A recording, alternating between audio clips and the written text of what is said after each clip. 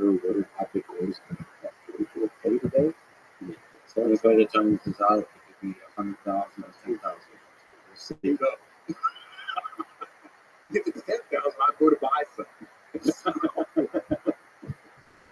hilarious statement to make because that statement would be ridiculously wrong like 5 years ago. People 100 years from now will be like, wait, was that low? So we only accept Bitcoin, and that's, of course, the initial use case of crypto is no one wants to admit it today, but the initial use case is we can buy what's not. It's somebody we get to pay for it. So that's what happens. Ross, it's really interesting. You look at motivations of cyber criminals. Motivations are status, cash, ideology. My guys all cash. Plus, Ross is he really believes in culture. I've been fortunate. I actually know the guy who ran Silver. I've talked to the kid, everything else. And I would tell you that those guys who are motivated by they're completely it's not a cash guy, it's low hanging fruit. The ease of it's hard to stop. But it's much easier for a cash motivated individual to stop. Silver 2 guy, he's still got it. Not break the law. But you can see it's like he wants to. He wants to. So it's that's fascinating. I mean, the worst atrocities in human history committed with people that operate under ideology. All the other motivations are much weaker. But you think about it, you look at Ross. I mean, very bright guy. Very bright. But think about the amount of cognitive dissonance that the guy's got when he thinks he's going to change the world by running the drug side. I mean, certainly, I mean, could he have changed it? Yeah. He's done it like that. Well, I guess feel more results. I listen to quite a few libertarians and you can push them to anarchists. There's a lot of people that argue. I actually talked to a professor at Columbia who actually argues that drugs should be legalized, and not only philosophical but political level, but the fact that all the negative consequences of drugs that people talk about actually have to do with other factors in your life.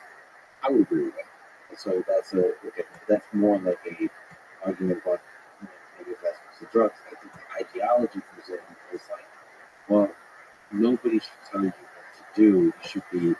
You should have the responsibility of your own actions. Like the government or any other institution shouldn't be the rule setters, constraints for how you live your life. So that I could see that argument being made, and ultimately, if you create open market for drugs and like a build a better society, it might break down the outdated, the corrupt, the bureaucratic institutions. I mean, you can make that argument. And then let's be fair. Did he change the world? We do have this whole thing called yeah, in long arc of history, yeah, we do have that's a biggie. And that might have been for it to take hold in society. We talked about the society at first, maybe that was necessary. Right. It might be. We'll see how it gets. Shadow Crew, we have this guy, Albert Gonzalez. We're growing so big that I had to start. The first thing I started, I used to do this review system, kind of establishing the trust mechanism people used. We needed somebody to take care of our tech aspects of the core. So, associate of mine by Kim Taylor, we were looking for a foreign tech. He comes to me one night, he's like, I want a foreign tech. I was like, who's that? He's like, this kid. It ain't good. Well, he knows what's up. Okay. We just signed his ass on. He went by the screen name of Flipper Guy. This is great. And he started selling credit cards after a while. And Scarface. That CB1 batch where you're cashing out the track twos at ATMs. You know, from the gas cash. So Albertson, New Jersey, stands at an ATM for 40 minutes. Just standing there, feeding them an ATM cash. Taking the 20s out, stuck with that backpack. Meanwhile, with the boss, a couple of cops just off at the deal. And they start noticing this kid was standing. Oh, 40 minutes away. 40 minutes. Finally, one cop looks at the other. Let me see what's going on there. Walks over across the street. Albert's wearing a wig. He's got the disguise on.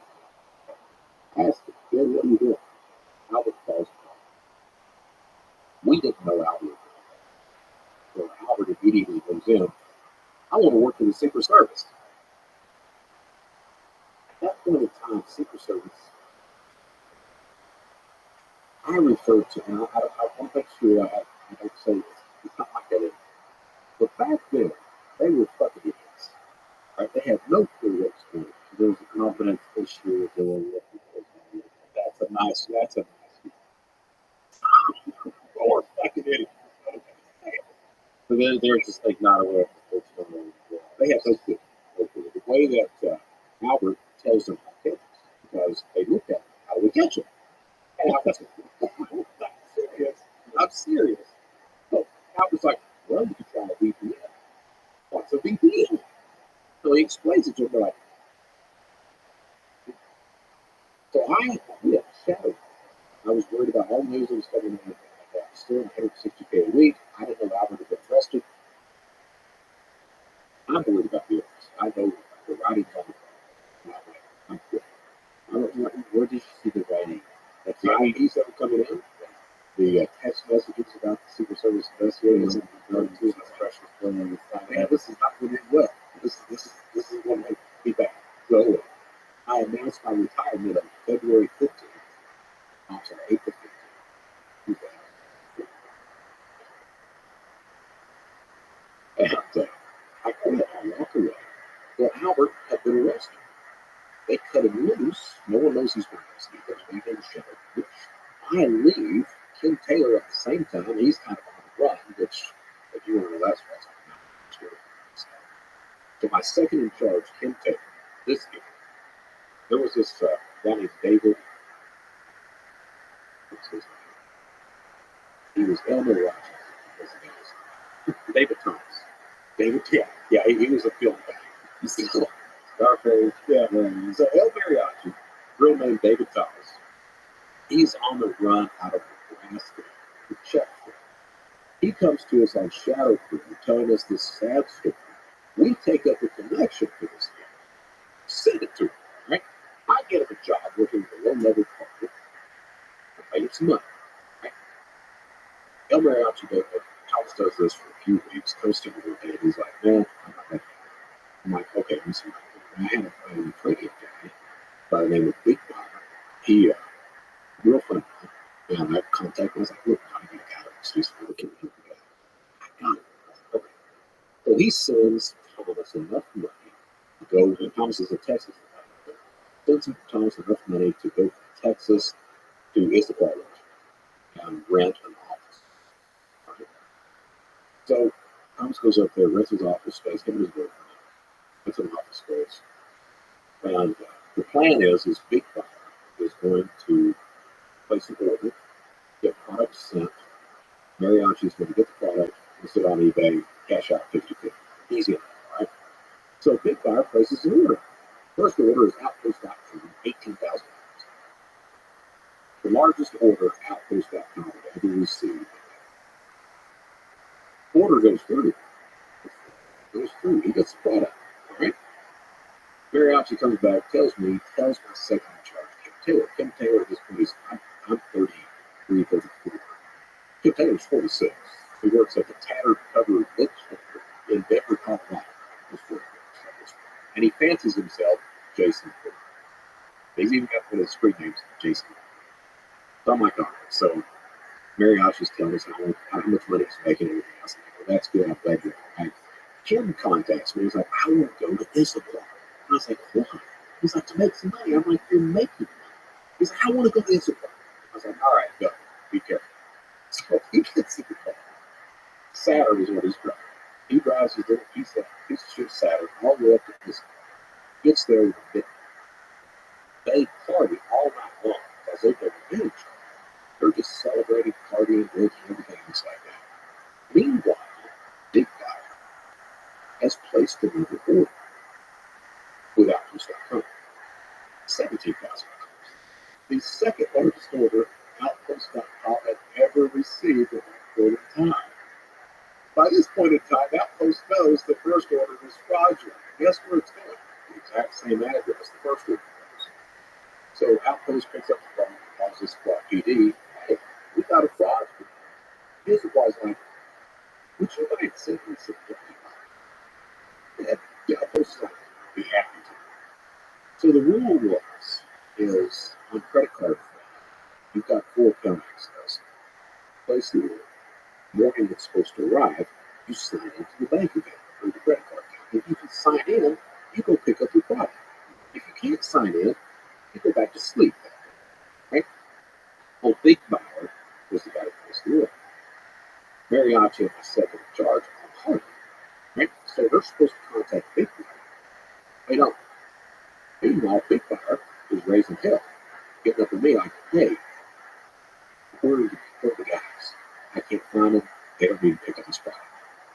So I can't get in touch with them. They go down to pick up the. So Mariachi's got a Cadillac. Over Giuseppe's got. He's got a Cadillac. Pulls into the complex. Mariachi's driving.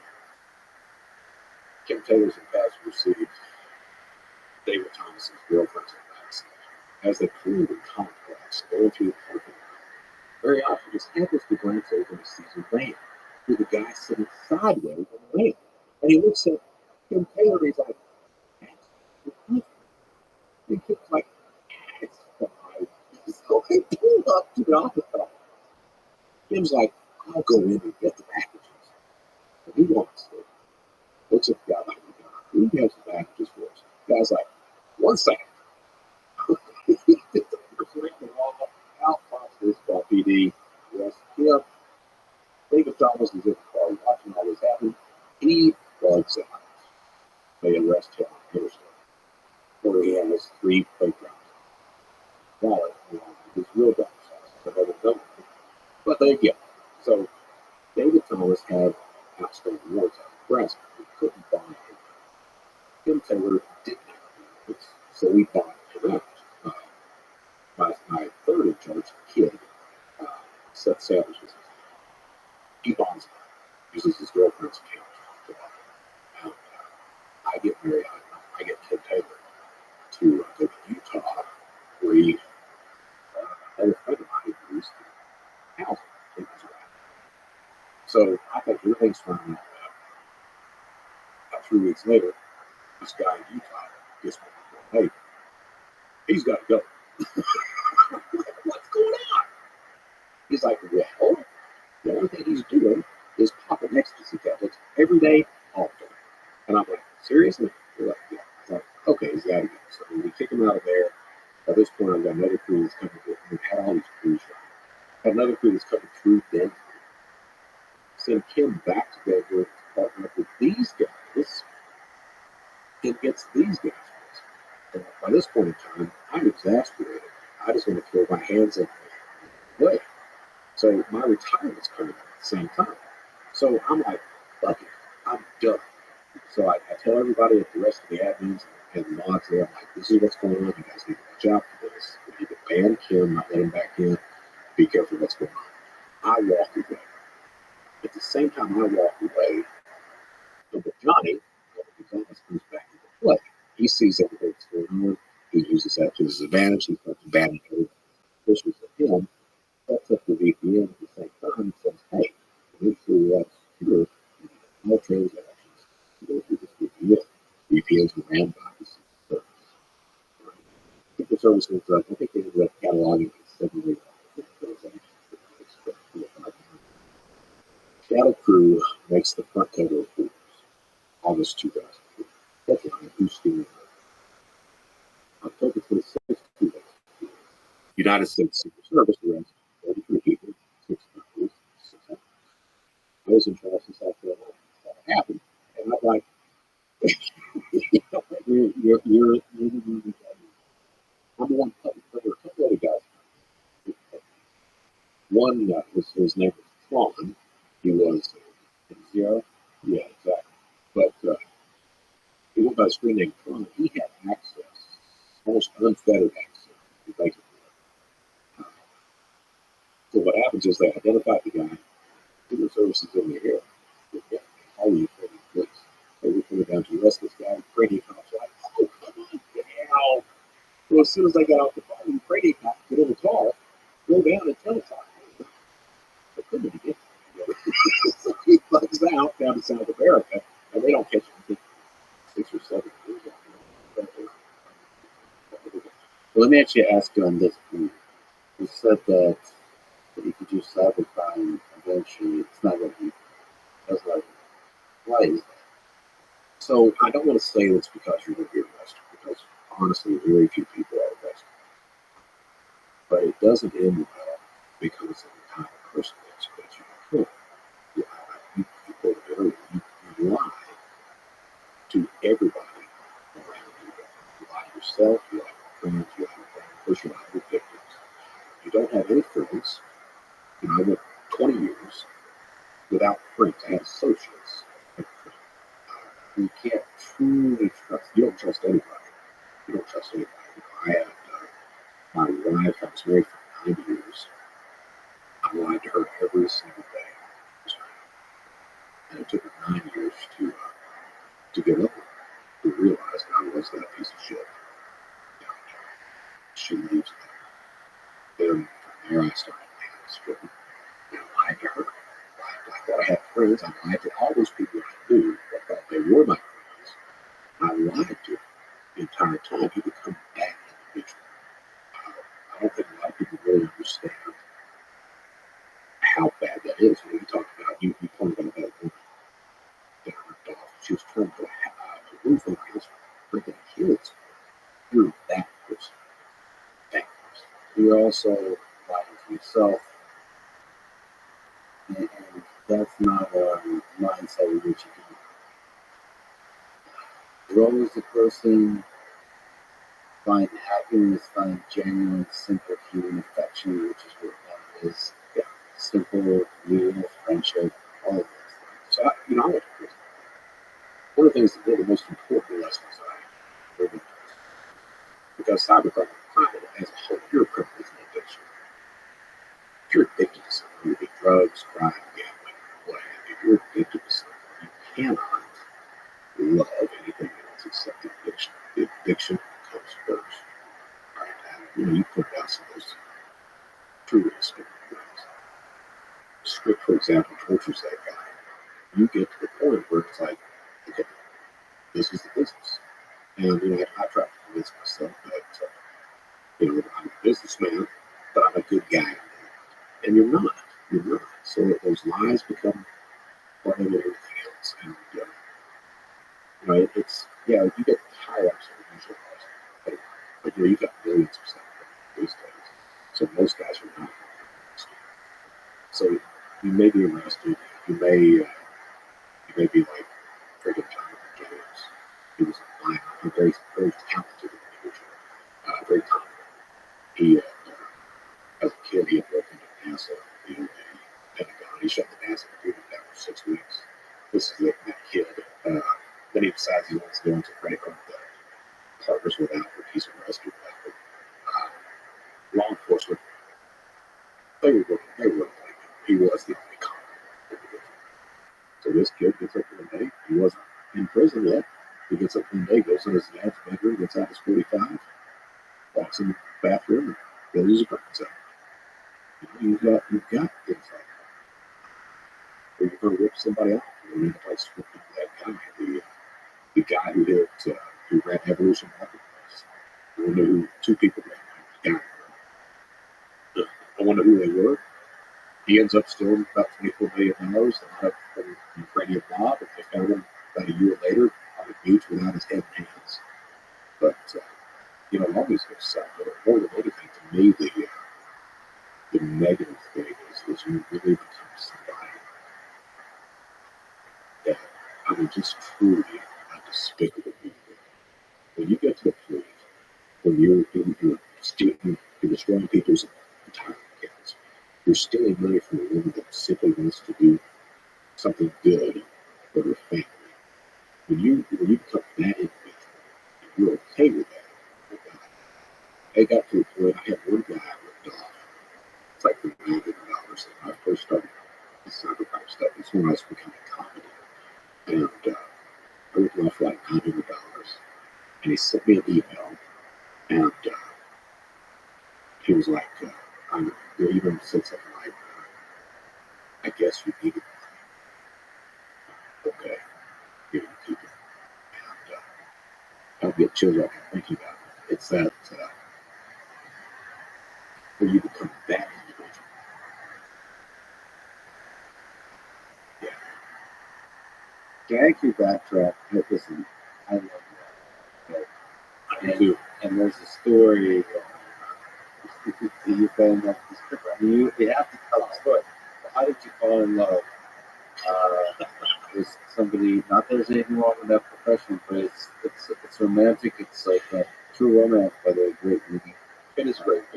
It's truly a great And even Brad Pitt, it's a brief appearance is genius. It's so much good acting. Man.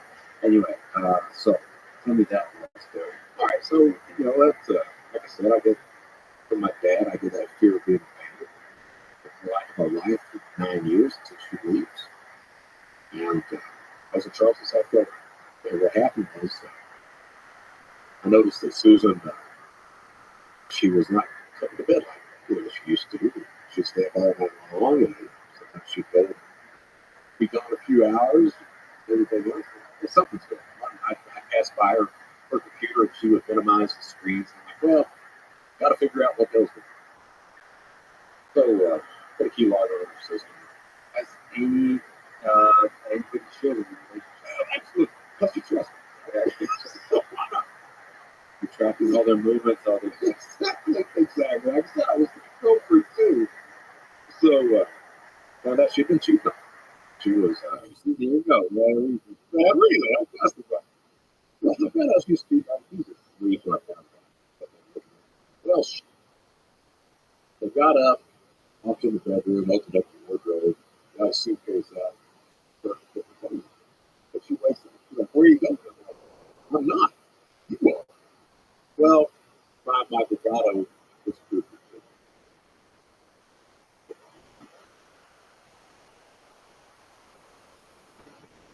She finally left. And I went through this depression. In Charleston, South Carolina, I just walked around the hospital, stumbled for days. Realized I was getting suicidal, and was smart enough to do something about it. And that's where there's always this sense of pick up the phone when I recruit reality psychologist, criminal psychologist, because I need that. Call this psychologist, cried on the phone, told her everything. This is what's happened. She's like, boom, spill my guts. And saw her for about 4 months, and I joked about it. It's true. She was trying to get me to stop breaking her up and to go into real estate. I remember telling her, "Is there a difference?" She was like, "Yes, there's a difference." So I saw her for about 4 months. I was 33. I didn't start drinking until I was 30. I've never done drugs. Because my mom was an addict. So I was this guy always been control. Lose control of myself. And I've never been to strip club. So, well, now I'm getting older. So I walked at this strip club. Actually, I was researching this strip club. It was Joe's Roundup in Charleston, South Carolina. Joe's Roundup. Little bitty hole in the wall. Yeah. So I walked in, and I'm literally that guy that fell in love with the first strip club. She walks by, I'm like, So I didn't know the strip club. Again, criminal, naive as hell. So belly up at the bar, order a beer, sitting there drinking it. She comes over to me, and we start talking, and she's like, "Would you like to get a bottle of champagne?" I was like, "Does that mean going back or what?" She's like, "We need to do both." Cool, let's buy a bottle of champagne. $400 bottle of like, oh, but again, that bravado disappears pretty quickly. I get back there for 2 hours. So, nowadays, I don't understand most of the strip clubs. The strip clubs are their therapists. So she's fast. Watch. Everything else. And I'm like, so at the end of the night, I'm like, really nasty. So I leave. We just talk. Just talk. And there's no dancing of love and all that. Yeah, so just talk. Just go on together. I like her. So come back in a week later. Walk here. You know, all over. It's like, well, guess I'm not. But I was like, this trip club. I said, go very high. I like you. Pretty good. And she's like, yeah. It's like, where would you? And she says, Rudy John. And I was like, I don't know what it is. And I go back and I had a theater buddy. AC was like, hey, he's like, you got a date? Yeah, man, I got a date. He's like, okay, where you go? I'm like, Rudy's John. He's like, take your wallet. I'm like, yeah. He's like, take your wallet. All right. So we started. We actually dinner thing. And I get to where I really like her. I was 34, she was 23, and got along good. Always had common interest in music, arts, and stuff like that. She had stereotypical. She had graduated college with a degree in religious studies. Yeah. So I was like, all right. So yeah, we just fell in love. We got on really well. Really well. So I ended up moving her in. She had to quit her job. And what was happening was she was working weekends, and her club would close at 3 or 4. She wouldn't come home until 10 or 11 in the morning. And most of the time, it would be a phone call saying, come and pick me up. I can't drive home. And then I never used drugs. I've never been around my mom. Things like that. But as far as interacting with her, at this point in time, I'm kind of getting head over here. Over here. I was 34, I've never went through this person. And so she comes in, passes out, and I'm like, I gotta know what the fuck's going on. And went over there through a person, found cocaine, and straws, and all that stuff. And I'm like, broke my heart. I just sat there and started crying. Got online, and I began to find information. So I started looking for forums. Found a forum, found that one, found where it was talking about her, prostitute herself. This is what and that got me talking about everything she was doing to do that. And I broke her heart for all of it. Yeah. So well, I didn't have the heart to tell her where she was from. So I determined that she was looking at myself. It was me first. And she's like, well, you think I'm prostitute? No, I don't think that. No, I didn't answer her. And I was like, okay, well, I'll do that. That's just what happened. So she went back to work and continued to do it for a couple more weeks. And then finally, I was like, I can't. So I picked her up one morning because she was the drive home. Before I picked her up, I written her a note, left her on the pillow, brought her home, put her in the bed, and told her I'd be back that night. So she had another issue.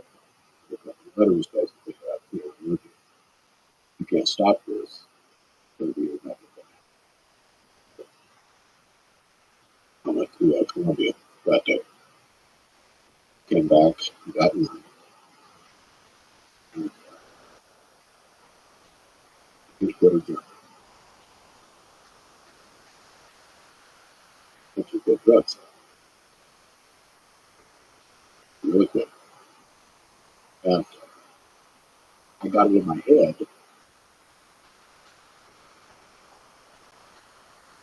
that I needed to do whatever I needed to do to make sure she couldn't go back. That became, to me, because I'm not that doing that. That's pretty much. And, so every time was, $3,600 for dinner. There's $1,000 shoes every week, $2,000 purse every week.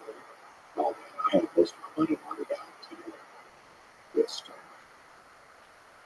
And Elizabeth, at the same time, she quit, but she couldn't really be there. And I guess that was that. That she was scared she would go back. So, cattle cruise was busted. I started to look through a piece of U.S. Can't get anything from overseas. Cattle cruise was busted in October. Can't go to tax fraud because season tickets. Can't go back into credit fraud because cattle cruise was busted. Rothschild money. Cashier's checks. We have money. So I start having some fun. And I'm very she knows about but she's got she knows like that. And she's got expensive clothes. So at the same time, she couldn't be into it. I mean, the girl was. That's what I really said that. There's deep love there. Yeah, yeah. Things we do. So she couldn't be into it because she was stone cold. Stone cold. And I didn't mind drinking alcohol. I'd rather have that than cocaine. So that was the intimacy there. And I kept thinking if I continue to invest, that it would work out. That just keep going. She'll be all right. We'll be. And what happened is I said she thought I had money. She thought I had money. She wanted a couple of Tiffany engagement rings. But we can get married. I figured marriage. Show her I love her. Show her it's going to be all right. But get married. She's like, I've always wanted to get Tiffany.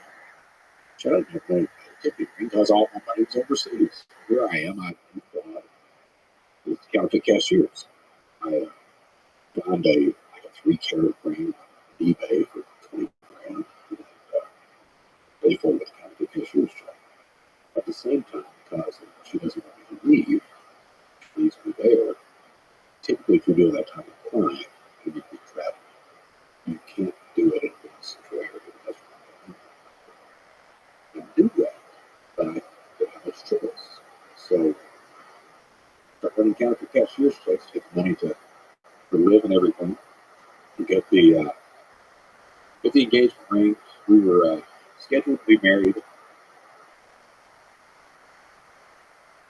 Our wedding date was February 26, 2005. February 8th, 2005. I've got a Tiffany wedding ring, a couple of times. And I get arrested in Charleston, South Carolina. And she didn't know. I told her, I said, I got to go pick up those rings. She thought I was just helping. Get this ring. I said, you're right, didn't we? And I left at 8 o'clock. And I was arrested at, I think it was which I want to call. You know, the FBI got me. It turns out it was controlled delivery. There were like 30 agents in the parking lot. FBI got me, Charleston PD got me. Within 45 minutes, the Secret Service comes in, takes over that investigation. They do exactly what they have. And about 7 o'clock at night, they're like, we're going to search your house. And I was like, look, I'll sign off on the search. You let me go in so I can see her. And they're like, okay, so I'm sitting on the phone at that point. I had like 140 calls that she'd been trying to call. Yeah. And so they load me up, and we found out we had 12 cars, 40 agents, and everything else. She's got a dog at that point. I'm sure they would shoot the dog. And it was dark. And they had me walk up and all the police were there. She was about it. What she does, and they came in and just started inside. Put me in cuffs there. But really, really question shit. I did it no be able to say a word or two to British. You know, I was trying to tell them, and at the same time, they take a watch out for real. Keep them green. This guy, bang, bang, bang, bang, bang. She's probably terrified. Oh, yeah, yeah, yeah. And I tell her, I was like, look, they're going to ring me tomorrow. I said, see what's going on, but don't show up. Well, she's there. Her dad. And she's making the guy cry, bringing out the charges, some of the $300,000. And that's it. They told me to sell. Meanwhile, more charges keep coming in. You know, and, get both charges a day. And I'm trying to call her to make sure she's all right. So I spent 3 months in jail. And during that 3 months, she visits twice. I get about 3 or 4 calls to her. I was looking back now, I understand why. You know, back then it was like, I could make it. You know, why doesn't she talk to me? But now I understand. The girl loved me too. You know, she got out of this piece of shit. But, after a week in county jail, 2 agents fly in, 2 Secret Service guys, pulled me out of the cell, looked at me, and they're like, we got your laptop. I was like, yeah. He's like, well, if you got to get the laptop. I was like, yeah. I'm going to be charged. And I figured. And then he looks at me and is like, did you do anything for us? And I told him my exact words were, look, you let me get back to the list, but I'll do whatever you want to do. And he looks at me like, we're going to get there. So, you get faced it. Get me. My sister had the averages for $1,000. My sister pays the $1,000. At this point, she was me because I'm maybe with it. And police called me. I called immediately. It's Elizabeth. I'm out. And I was like, I'm really.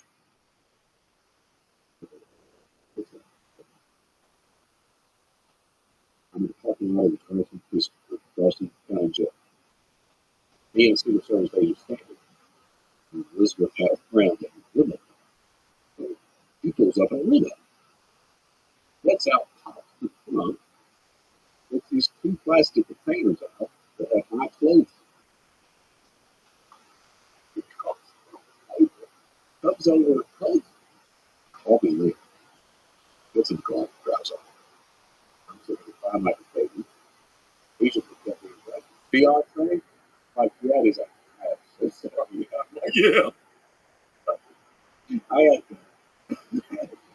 yeah, yeah.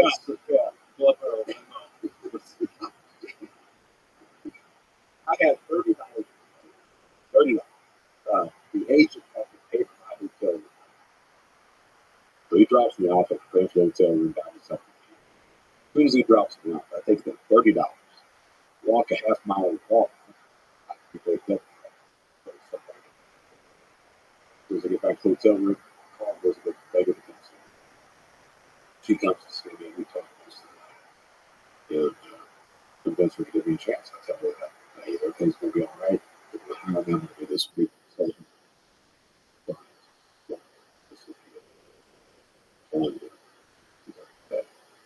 fun.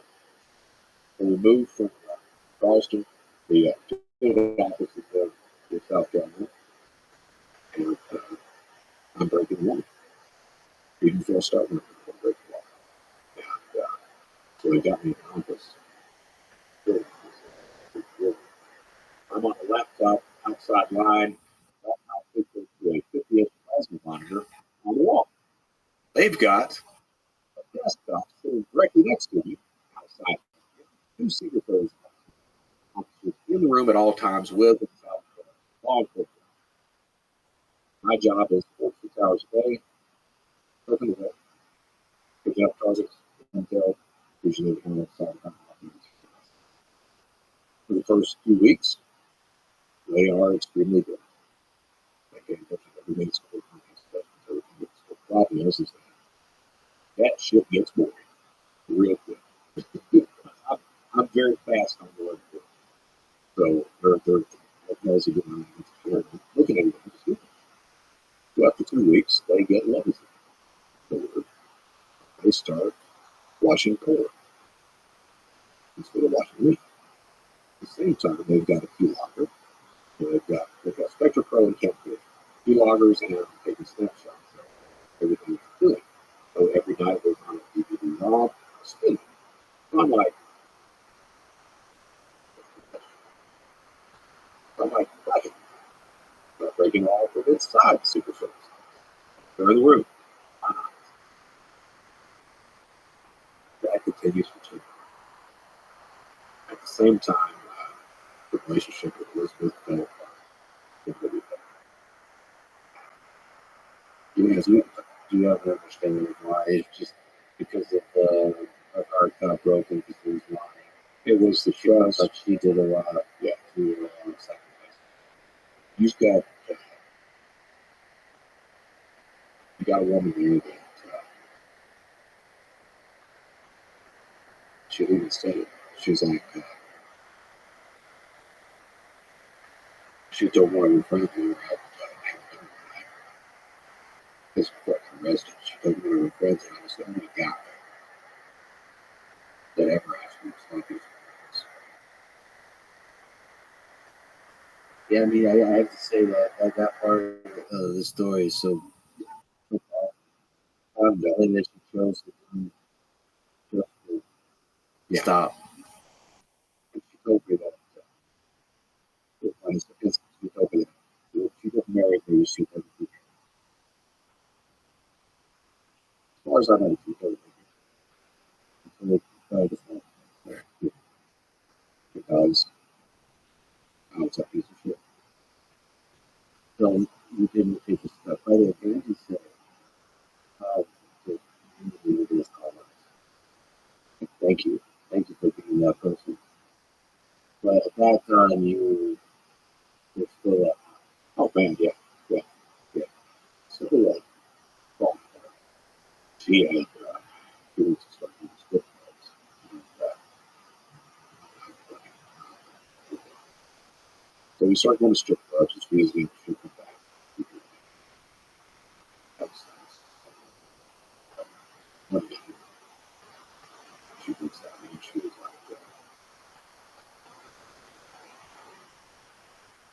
was like, I think it'd be funny if you got a blowjob. And, back up. But, I mean, that was the final straw right there. It's like, he doesn't care for me or anything else like that.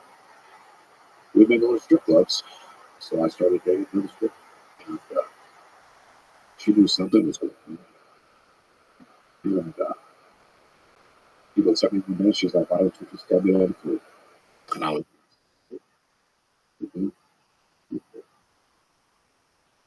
look, I said,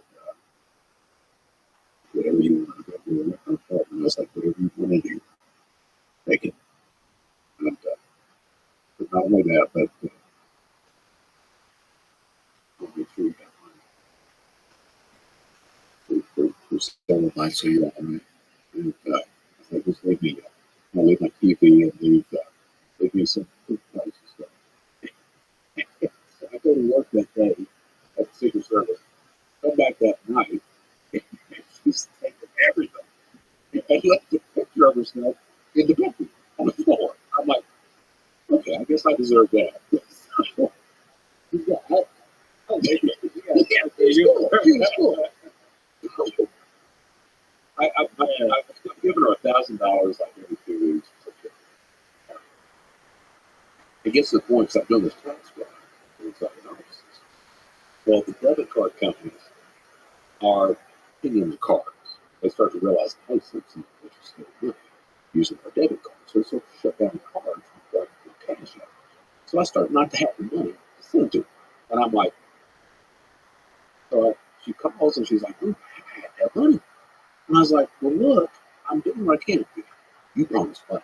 I was like, look, if you knew what I was doing, get this would be asking me. And she's like, I'm like, your rent's behind?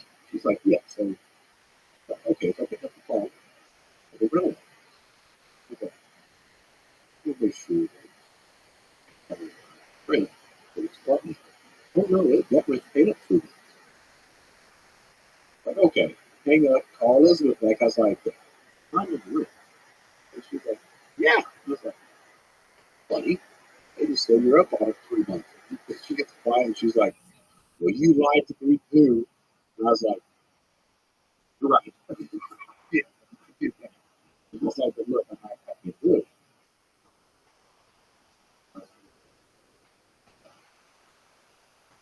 What happened was, I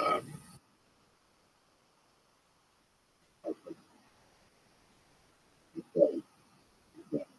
Sean Nichols out of Los Angeles.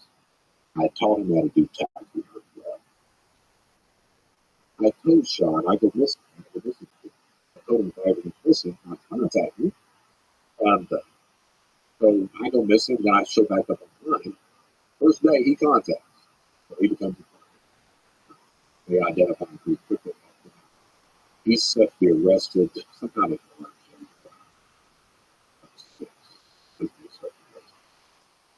Operation Rolling Stone.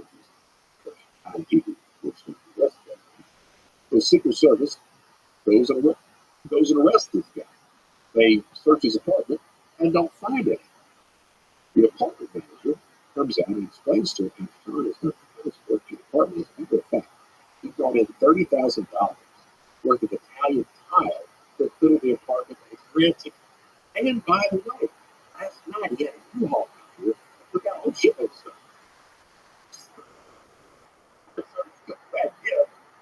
They look at me and they're like, we need you to call.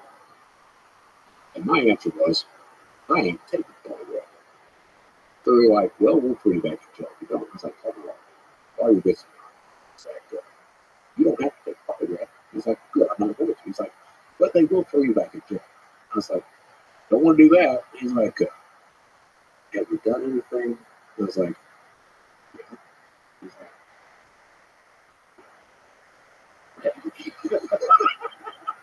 okay. Let's take the polygraph. They asked 3 questions. The questions were, have you talked to anybody? Have you gone on computer outside of the offices? Have you talked to the press, which I was interviewing with a New York Times writer the entire time? And then have you contacted or warned anybody about investigations? I don't talk to anybody. So they revoked the bond. Took me back down to Charleston County, drug into jail. 3 days later, Secret Service shows back up. Took me out of the cell. It's Jim Rambacall and Bobby Cook. They were, I mean, honestly, they were good men. And they gave me chances of being right. I was not ready to do it. Jim Rambacall and Bobby, truly was. Later on, a couple years ago, I just do that. couple years ago, I had a chance to look and told him I'm sorry for the him and another I was sorry for what happened. And he told me, he's like, we can be friends. We can be friends. So they were good. They wanted, yeah, they wanted you to be good. Yeah. What got me so damn bad is really nice. Like, man, I'm trying to be a better guy. And it was like, Brett, you always were a good guy. You just didn't know it. And people like that. Yes. You need people like that.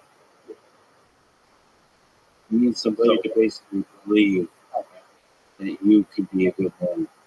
So, Jim Randall now, he's the second child from South Carolina. He's got the Randall wave in front of him, right? And he looks at me, he's like, wait, what?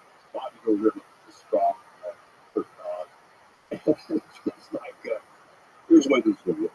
So, you're going to tell me everything you've done the past 6 years. I'm going to make it my best when I fuck over you and your family. And he said, this case, to get out of prison, and you the rest of your life. And he slides the Rambler over and he's like, now you want to talk?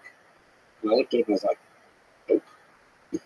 It's like, he gets all red because storms out and on the way out, he's like, so I go back to his cell. A week later, I was not only on the federal state charges. A week later, judge rules they revoke the bond and bond. Reinstates the bond. Everybody calls the Secret Service. You don't know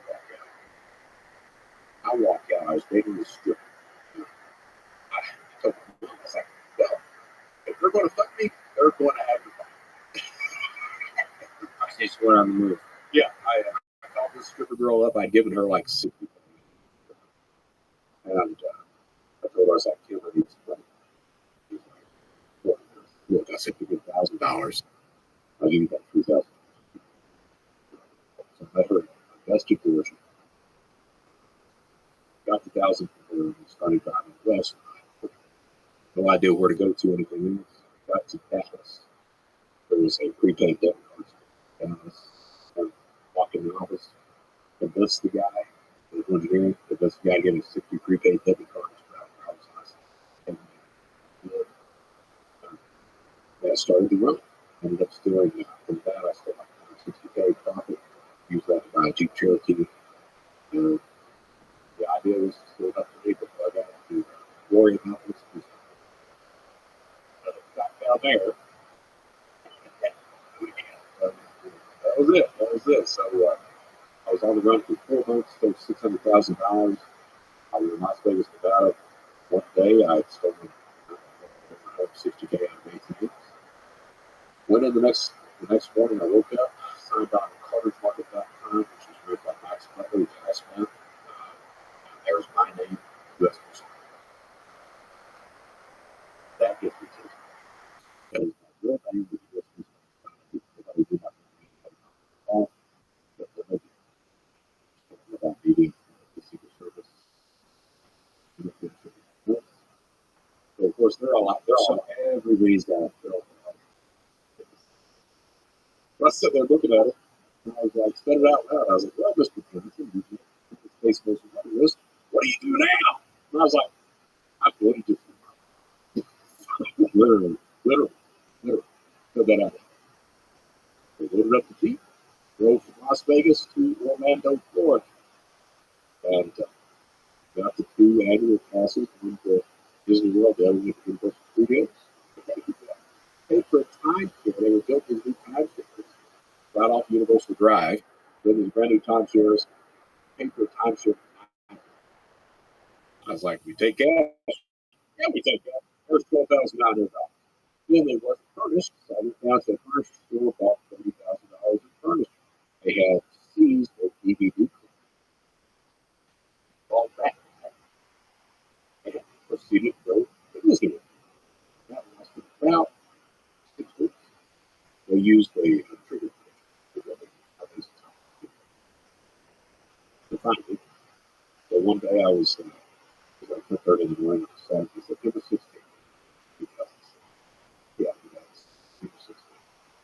I was used to the builders coming around and making sure.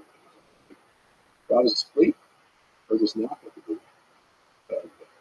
Get up, look for the key, the guy's there, people, the guy's there.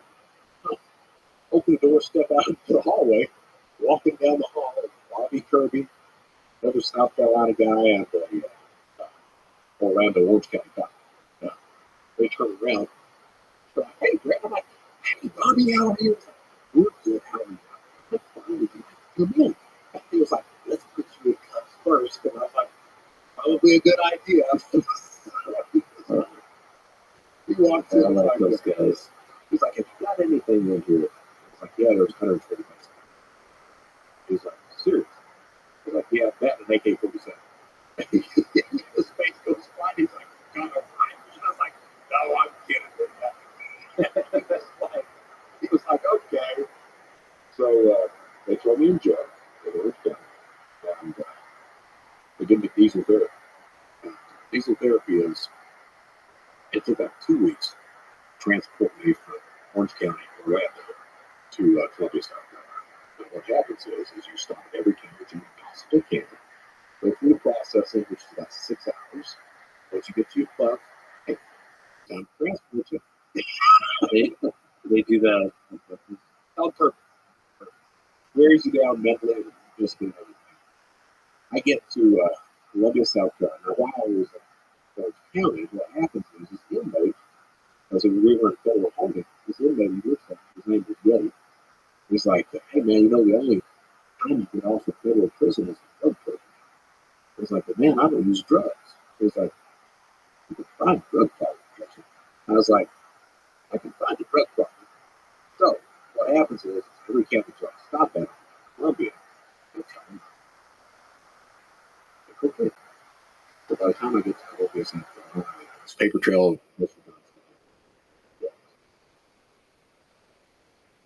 I had hired some things. They make me drop in with illegal funds. So they give me it gets a psychological evaluation. So psychologist goes in kind of 4 hour review. Halfway through, he looks at me like, you can have a drugs. Yeah, what are you? No, for sure. Take all day. That's what. Yeah. Do you have any trouble out of that? Yeah, I can't get in the race. And he looks at me. And I'm looking at him like, because I got that shit from the Max. I'm like, I'm like, is that right? And he was like, it could happen. Okay. So that makes it into pre-sentence report. So all federal inmates, probation office and prosecutor, they do this detailed background to basically tell the judge how much time. So that drug court, with that interview, makes it into the PSR. So they get the interview. I mean, they have sentenced. I pled guilty. They have sentenced him.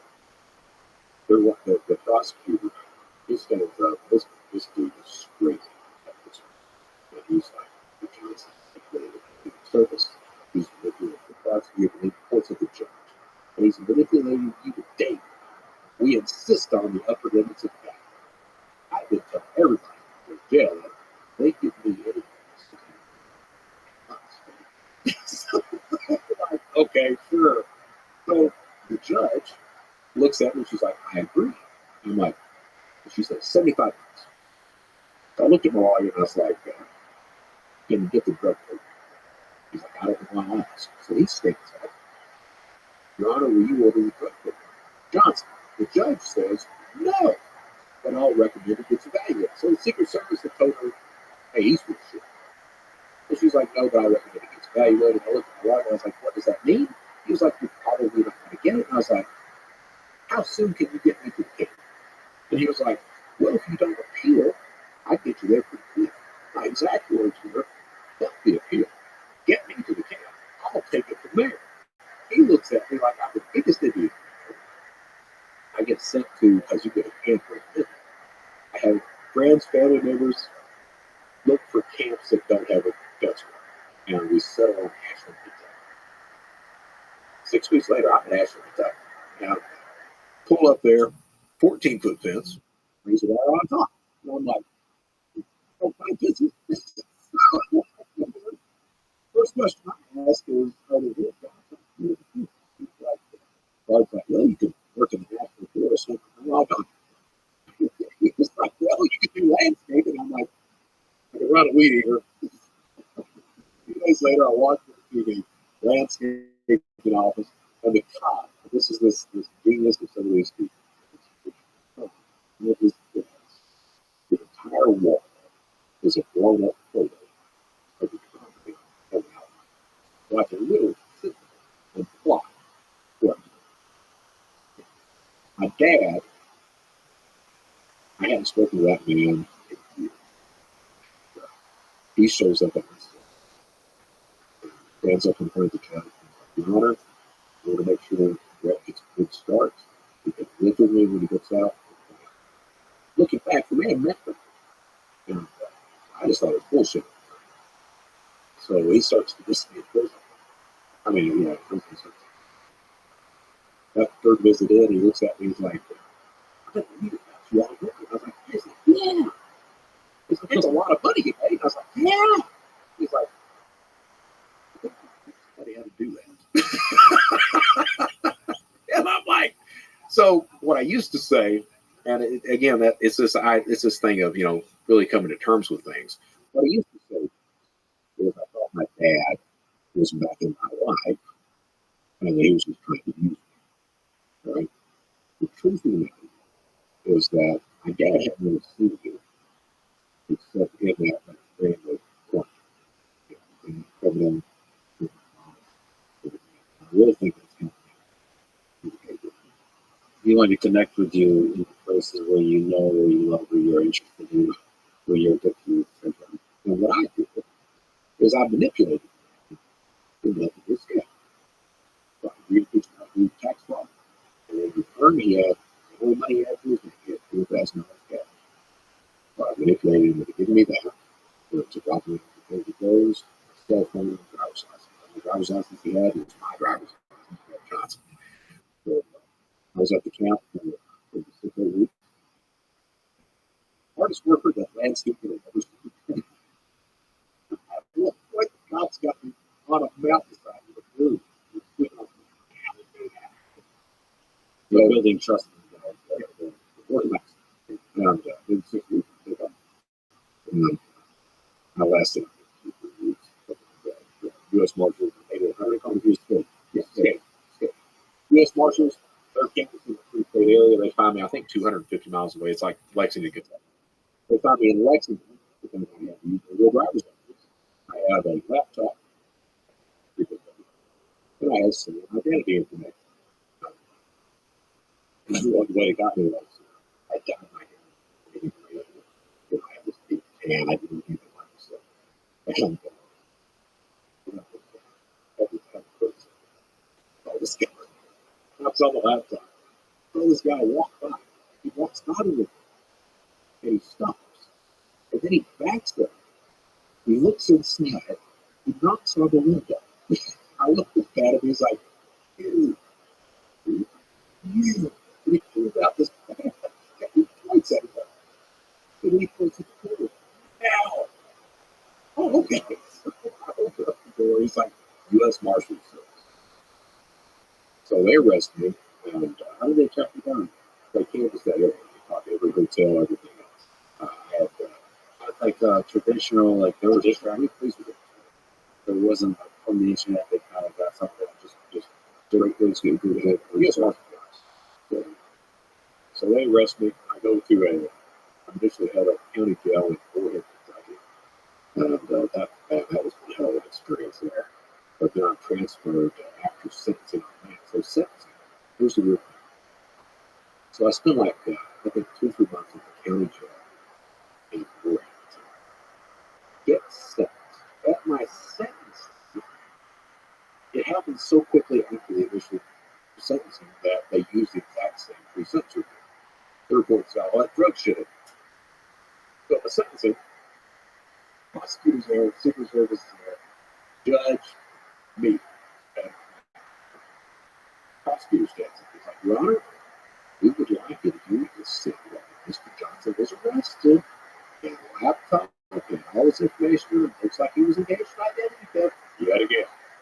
Judge looks at the prosecutor, says no. Says, hey, if you're going to charge him with it, you should have charged him with it. I'm only considering the escape. Then he looks at me. He's like, Mr. Johnson. He said, it looks like you keeping your mouth shut right now. You're really saving yourself a pretty serious charge. My response was, yes, you are. And he was like, and he opens up the precepts report. It also looks like, well, you got involved with all these drugs. You were a good citizen. I was like, yes, you are. He's like, so here's what I'm going to give 18 months on this. He said, I'm also going to give you, that was 15 months on this. So I'm going to do 15 months on this. He said, I'm also going to look at the drug program for you. I was like, yes, Your Honor. So the drug program gives you a year off, and it gives you 6 months from halfway house.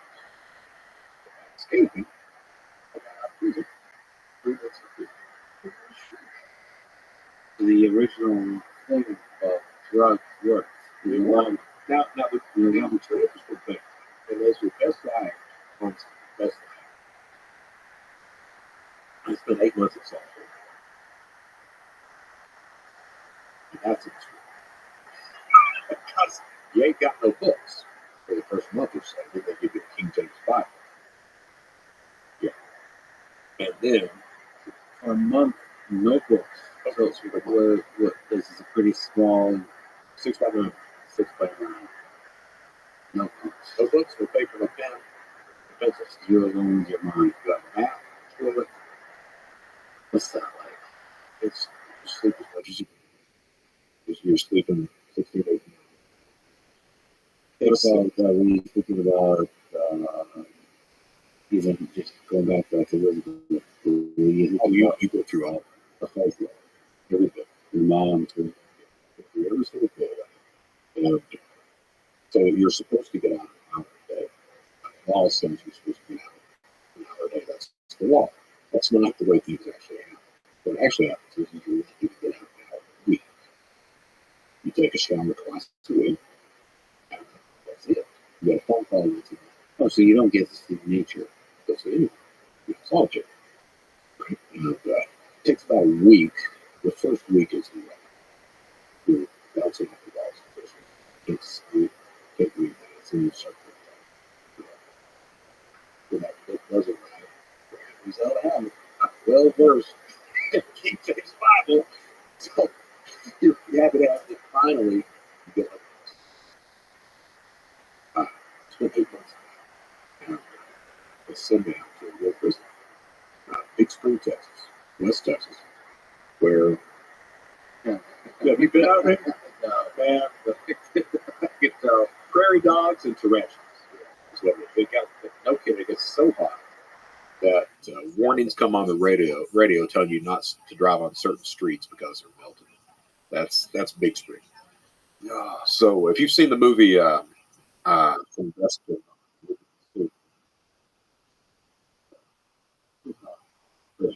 so that's what I remember prison is. Ran by dogs. Prisons are ran by inmates. That's what so you're met at the door by whatever race you are. Big Spring is the airport compound. It's a basically a prison, so you get bad next. I go through processing and walking up to the unit, and I'm met at the door by a guy named Rick Sam. He's the treasurer of the area of the first question out of his mouth is, you go white. Only 4 or 5. Next question is, what do you do? My answer was, I got no worries. My answer was, computer crimes. Smile. Now, wrong thing to say. Because computer crime is not credit card theft or hacking or any bullshit like that. Computer crime in prison is not. So, telling that, he looks at me like, this goes against his buddies. Those circle around. What do you do? I like how they it's like live. Oh, yeah. This is Child Force. That's it. That's the bad guy. they circle around. They're like, we're trying to explain it to people. We tell good stories. This. Well, computer crime basically really does mean imprisonment. And what you see, and I think you find out that the guys who go in there in the trial form, they would tell us it's a credit card bill. So, yeah. So I'm that guy. but you also don't need the people with this disease. You don't exactly look like the typical computer hacker. That's true. That's true. I don't think You know, that's right. But it's like it doesn't make it seem like you're not wearing a hoodie and you're not like emo dark. the way it actually works is prison. They won't attack you. They're going to kill you. All right? So they have to see paperwork, which now in federal prison, you don't, the transport the paperwork is constantly. So they have to see paperwork or the guard will tell you. Guards will tell you. So none of the guards told me. Comes in. So for the first month, they think I know, but they're not doing anything. They say, do it. At the end of the first month, I've been talking to Taylor Posey over at Wired Magazine about Max Butler. He does an article. Shows up in Wired Magazine. So at the end of the first month, Wired Magazine hits compound, front cover, that's all this for. You would think. So I'm reading the article, really happy about it. And so what happens is 4 o'clock is bell call. 4 o'clock is stand-up conversation. After 4 o'clock is bell call. So when the mail comes, I get the magazine. Read it through. Then it says Brett Johnson, Secret Service. and snitch. Which is right up there for pedophiles. We go to dinner after that. At dinner, you can hear it. You can hear each other. Warden, next day, shuts down the entire company. Calls me into his office. They got security there, cancels and everything else. Warden looks at me, he's like, did you give an interview to Wired Magazine? Like, yeah. He's like, do you not know they could kill you in here? He was like, do you feel safe? Well, I know if you tell me you don't feel safe, they transport you into another 8 months in solitary. You start to see shit in solitary after a while. So I'm like, no, I'm not going to do that. So I'm like, completely safe. He was like, look, he's like, everybody says anything to immediately because so they do a locker service. Yes, they walk into the unit. There's next magazine, walked up to him and I was like, hey, Dick, what are you doing? He's like, what are you doing for me? Like, anything interesting? He's like, it's getting there. I was like, let me say you something. Right there is what's wrong. He was like, no, we have a problem. And he looks at me and he's like, is anyone on the compound? I'm like, what's something next to you?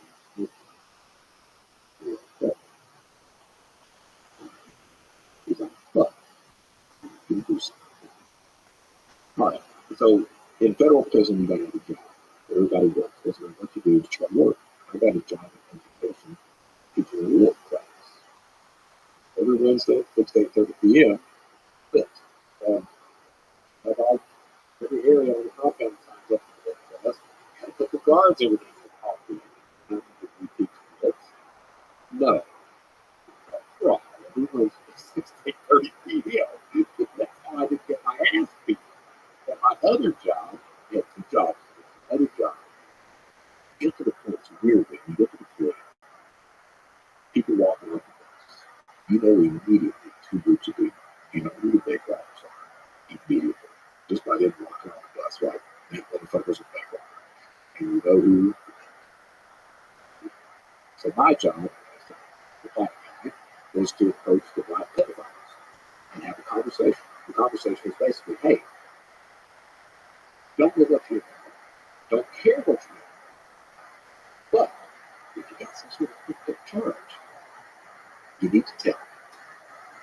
If you tell me everything's going to be all right, if you don't tell me, see those guys over there? If you start to associate with it, they start to talk to you, when they find out you're in drugs, they're going to kill you. And what are the things? Pedophile, rapist, anything that harms children. There are these rules. There's ethical code. Even if you have the division between races on all of that, you still have this line. And what that looks like, very, very much so, what that looks like in prison, depending on the, depends on the security class that you're what level of prison. But at that prison, what that looked like was you're not allowed to talk, you're not allowed to watch television, you go to the library, you don't associate with anyone except your own time. If you do anything else, we will kill you. If someone wants to extort you, we will do that too, and you won't tell us, or we'll kill you. So that's the way that works. And everybody quickly realizes. But,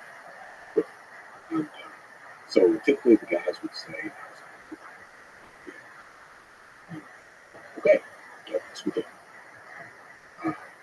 every now and then you have somebody die, and those consequences. I got to see, while I was there, I saw 2 people murdered.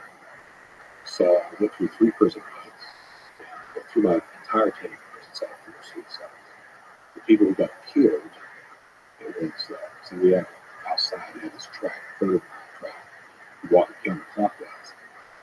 Now, inside of the track, you got 2 animals. So, in the evening, at both times, all of us be walking and doing exercises. And at the top of the key, like a flock of birds, you can see all the inmates start to migrate down.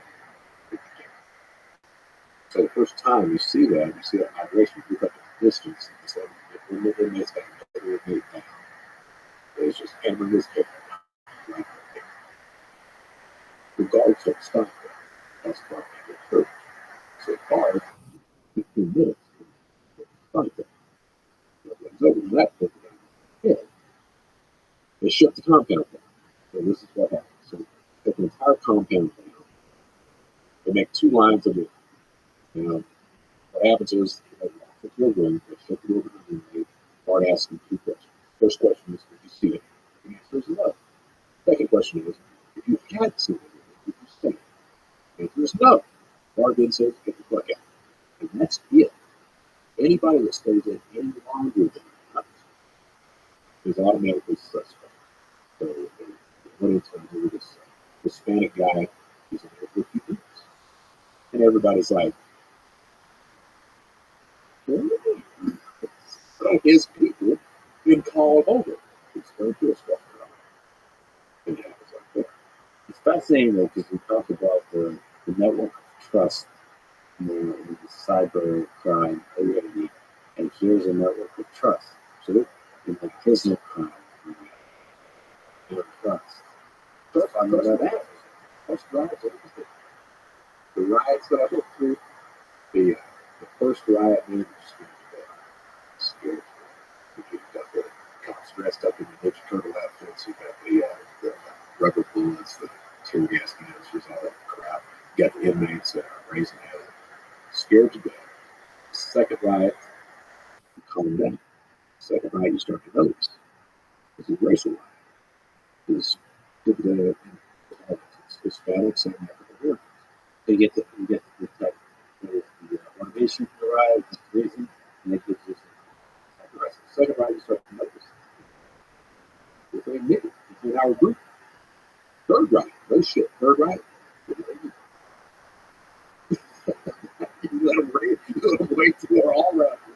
And every now and then you have an inmate that'll run up to you and point to a locker. Is that your locker? If you tell them yes, they'll leave it alone. You say it's not my locker. They'll break into it, steal everything out of it, and go through it. And that's what happens. But, you did your time for 5 years, by the way, 5.5. made it out. I went through I told you it's a good line. Oh, I went through the residential 9 month intensive. When I got to that, this counselor at Big School, he taught us. He wanted inmates to be educated. He was a really good guy. So he wanted studying to make be educated. He got a discount on a game theory class. So he gets all these discs and everything, and he's asking, does anybody know anything about game theory? And somebody says, if anybody, so he comes up to me one day at my buddy's like, are you Brett Johnson? I was like, yeah. He's like, do you know anything about game theory? And I was like, yes, I do. So I start rattling off prisoners and everything else. He's like, would you teach a class? So I start teaching that and start teaching inmates public speaking and to make friends with this counselor.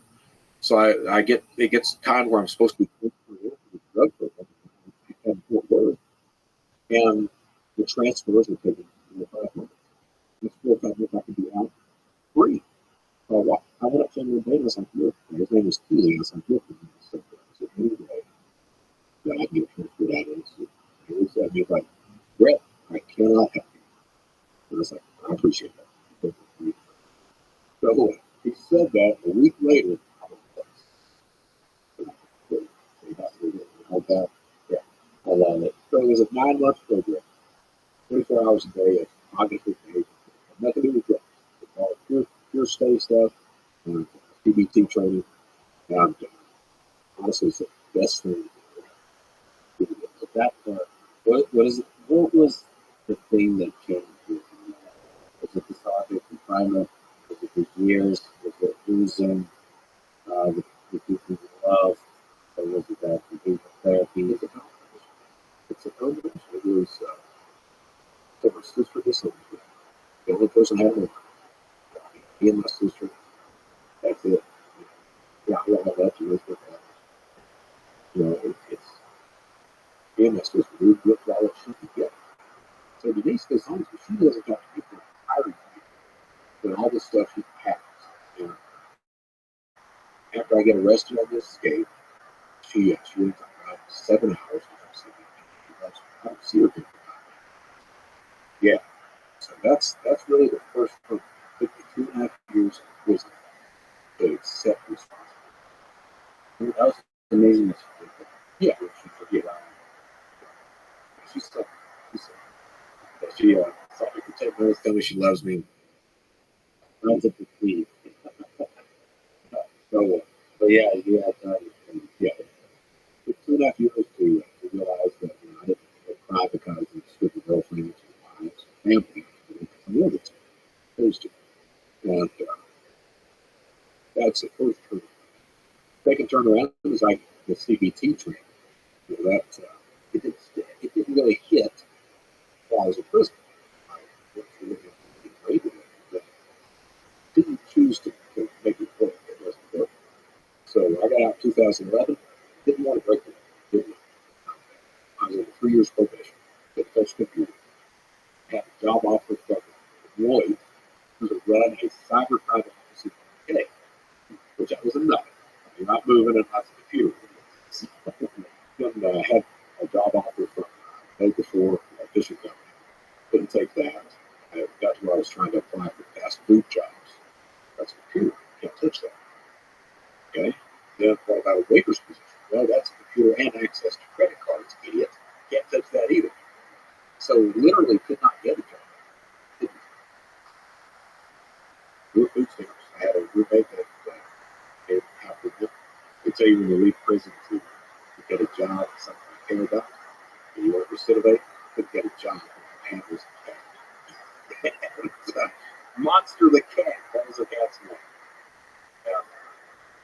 They had enough money to feed that little guy, and didn't have money to buy toilet paper. So I was on Panama City Beach. It was a steady decline. I remember I taught my dad how to do the tax return. So he bankrolled a lot of that so he could. And then from there, it's like, what do you do? So I didn't learn computer program at all. And I ended up shopping at the I just started for the basics. Basics of survival. So about the same time, I had a friend that I've been dating the same type of women I had. Unhealthy. Hot unhealthy. So, yeah. So I had a friend posted ad for about 20 fish.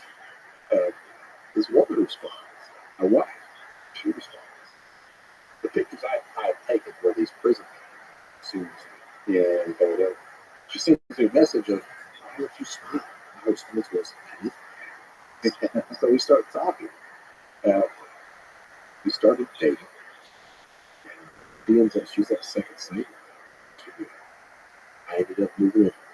I was going to work. I was going to get kicked out of the apartment and everything else. So she didn't say it, but she knew it. And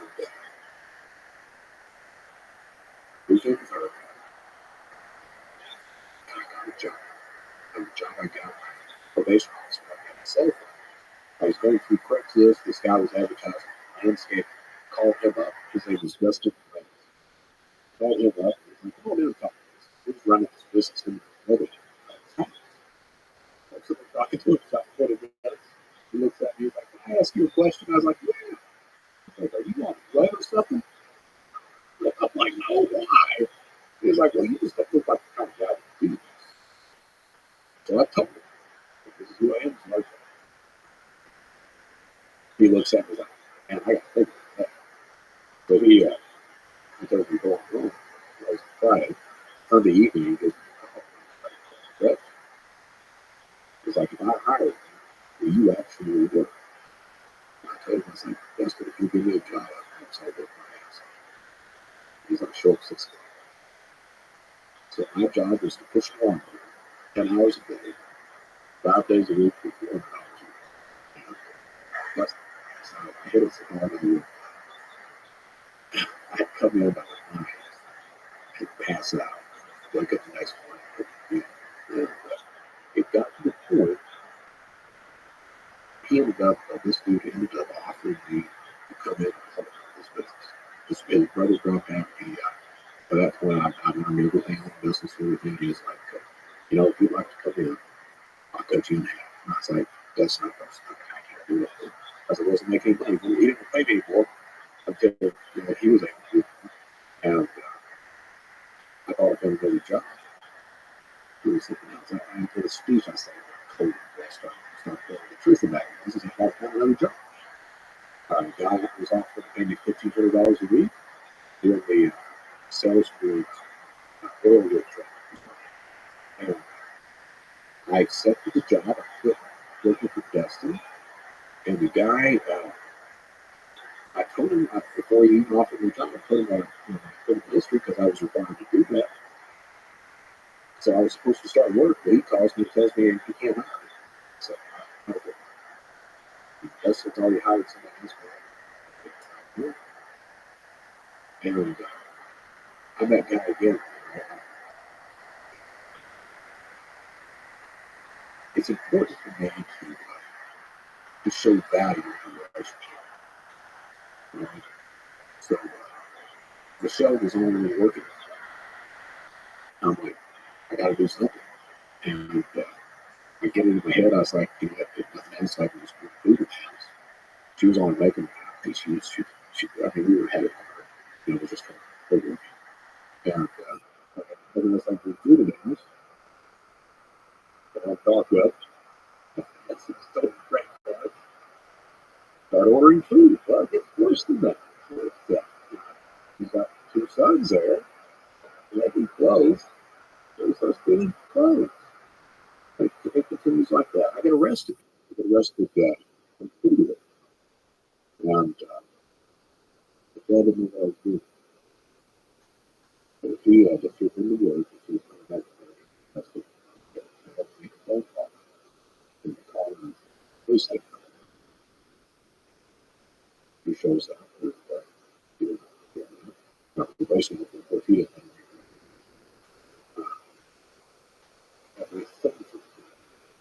probation officer was there, prosecutor, the judge, U.S. Marshals, judge. The judge stands up, he goes to the judge, everything is.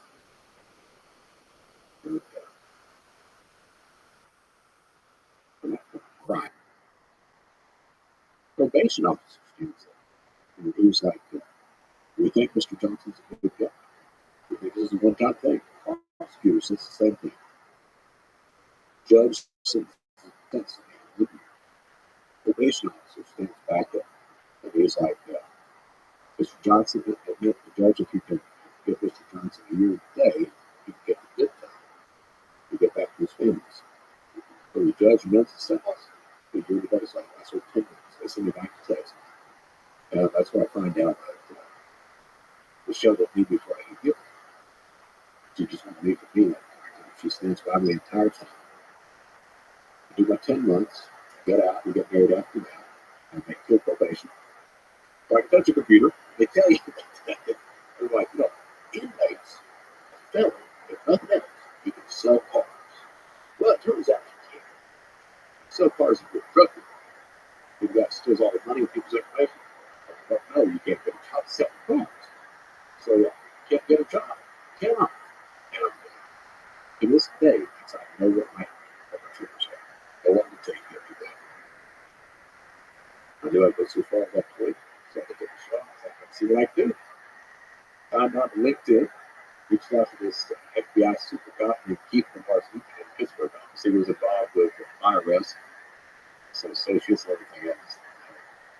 Send him a message, and the message was, I respect everything you did, think you did a great job. By the way, illegal. He responded with 2 hours. 2 hours, he was references, advice, what's going on, everything else like that. And the head of the Rabbi that council did the same thing. Garden Present Group hires me to speak. Microsoft hires me to consult with them. And Microsoft hired established enough trust in the industry. So now you're helping in many ways fight the very guy that you used to be. So, big picture was what, given that you were that guy, how do you fight that today and in the next 5 years, 10 years, 20 years, 50 years? What advice do you have to individuals, to companies, to governments, and also to Elizabeth? Like, humans, human beings Yes. that love, that live, that are friends with other people. There's so many lessons you really do have. To me, the lesson, one of the big lessons for me is you can't serve two guys. If you're that guy, that person that's addicted, or you're in love with somebody that's addicted, as that, they don't love you. They love that addiction. That comes first. It's always going to come first. But you have to realize that. You have to go into kind of when you got somebody off, or the something that I'm not going to change until they decide to change. At the same time, you got to realize that the only reason I was able to turn my life around is because people took that chance on me. Yeah. That's really the only reason. They believe that there's a good person in there. Yeah. If Malarski hadn't responded, if I hadn't had my sister, my wife, that initially gave me a chance, my ass would be back. I have no doubt. So you have to realize that. Cybercrime, a lot of people have talked to they'll appreciate that working aspect, that trust aspect, that privilege established trust with each other, how they work together. A lot of companies think that it's a single player without victims. When you really break down outside operates that you got a group of individuals that are working together to hit you, but not only hit you, but share and exchange freely. Well, companies don't do that. You've got privacy concerns, you've got federal edge concerns, everything else. Companies don't share information. Criminals do that. You have to appreciate that. You have to understand that big statistic that 90% of attacks use their experts. That's stuff we don't know about. It's just shouldn't do that about it. We're not doing anything about it. For the way to defend against cybercrime, there's a lot of low-hanging fruit. A lot of it. There's a lot of it. There's a lot of basic stuff with data vulnerabilities, update the system security. Now, that doesn't take your see that. Yes. But those instances, that it is. But in the full spectrum of, especially in the future, because there's more and more companies that are coming online, right, and digital, right? more and more and more in those vulnerabilities in terms of human nature, so for social engineering and the actual outdated systems, all of it. As somebody that I guess is I'm here exceptionally good at this is educating on the social engineering side. Right. Is educating people in companies that you've got to do it. And companies have to, you know, make that point that they never report to all. That's companies at the end of it. You know, I've worked with Fortune 50 companies that will not press charges. Instead, they'll have that inside or that criminal NDA that pay off and we will hurt you. You have to press charges. You have to raise the awareness of real people. You have to be. It's that idea that I talked about before. Understanding the place in a cyber like the way of covering your victims depends on who you are, what you do as a person and as a business. You have to understand that design security running it. You know, we've got 7,500 security companies. A whole lot of them are simple. A lot of them will say that we're the one-stop solution, but we're not. We're not. We're a tool. And you may have a very good tool, but it's not the only tool that's needed to protect against the attacks around it.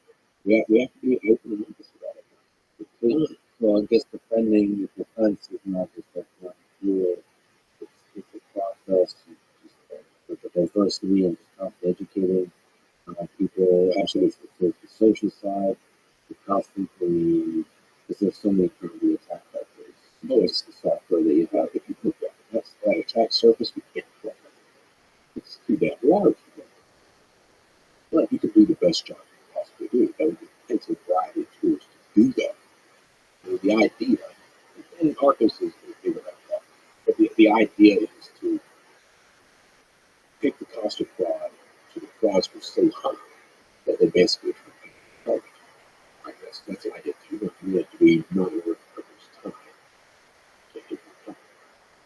What about white hat hacking? So, like, you know, hacking for good, testing systems, and then giving companies the vulnerabilities as defined.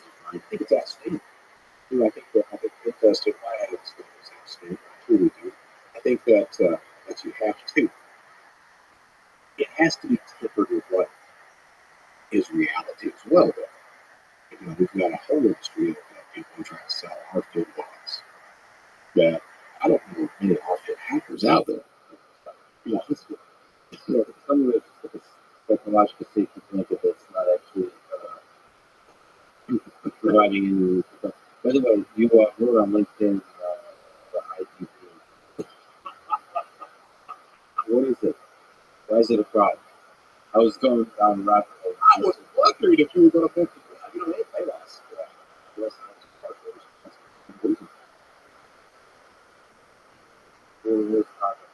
The IRS. That's what you have. So what is it? So IDB is identity. Okay, backtrack. IDB is a marketing company that, let's just say, they're an identity verification. I just want to bring this up to see again.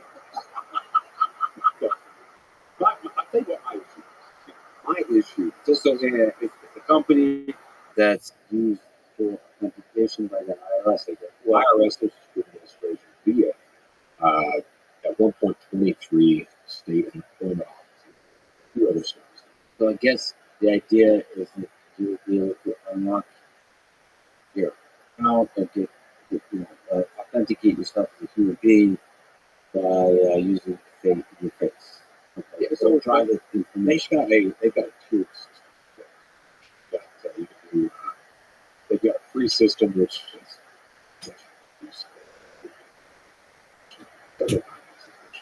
and I don't want to talk about their security horribly because, well, to be honest, there are bypasses for a lot of security, right?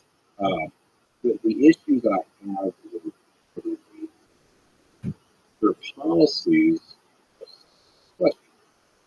I don't care if you're a private company, but if you're a government agency and you as a citizen are entitled to a benefit or a service of that government agency, and then the government agency forces you to give up your complete identity profile to a private company.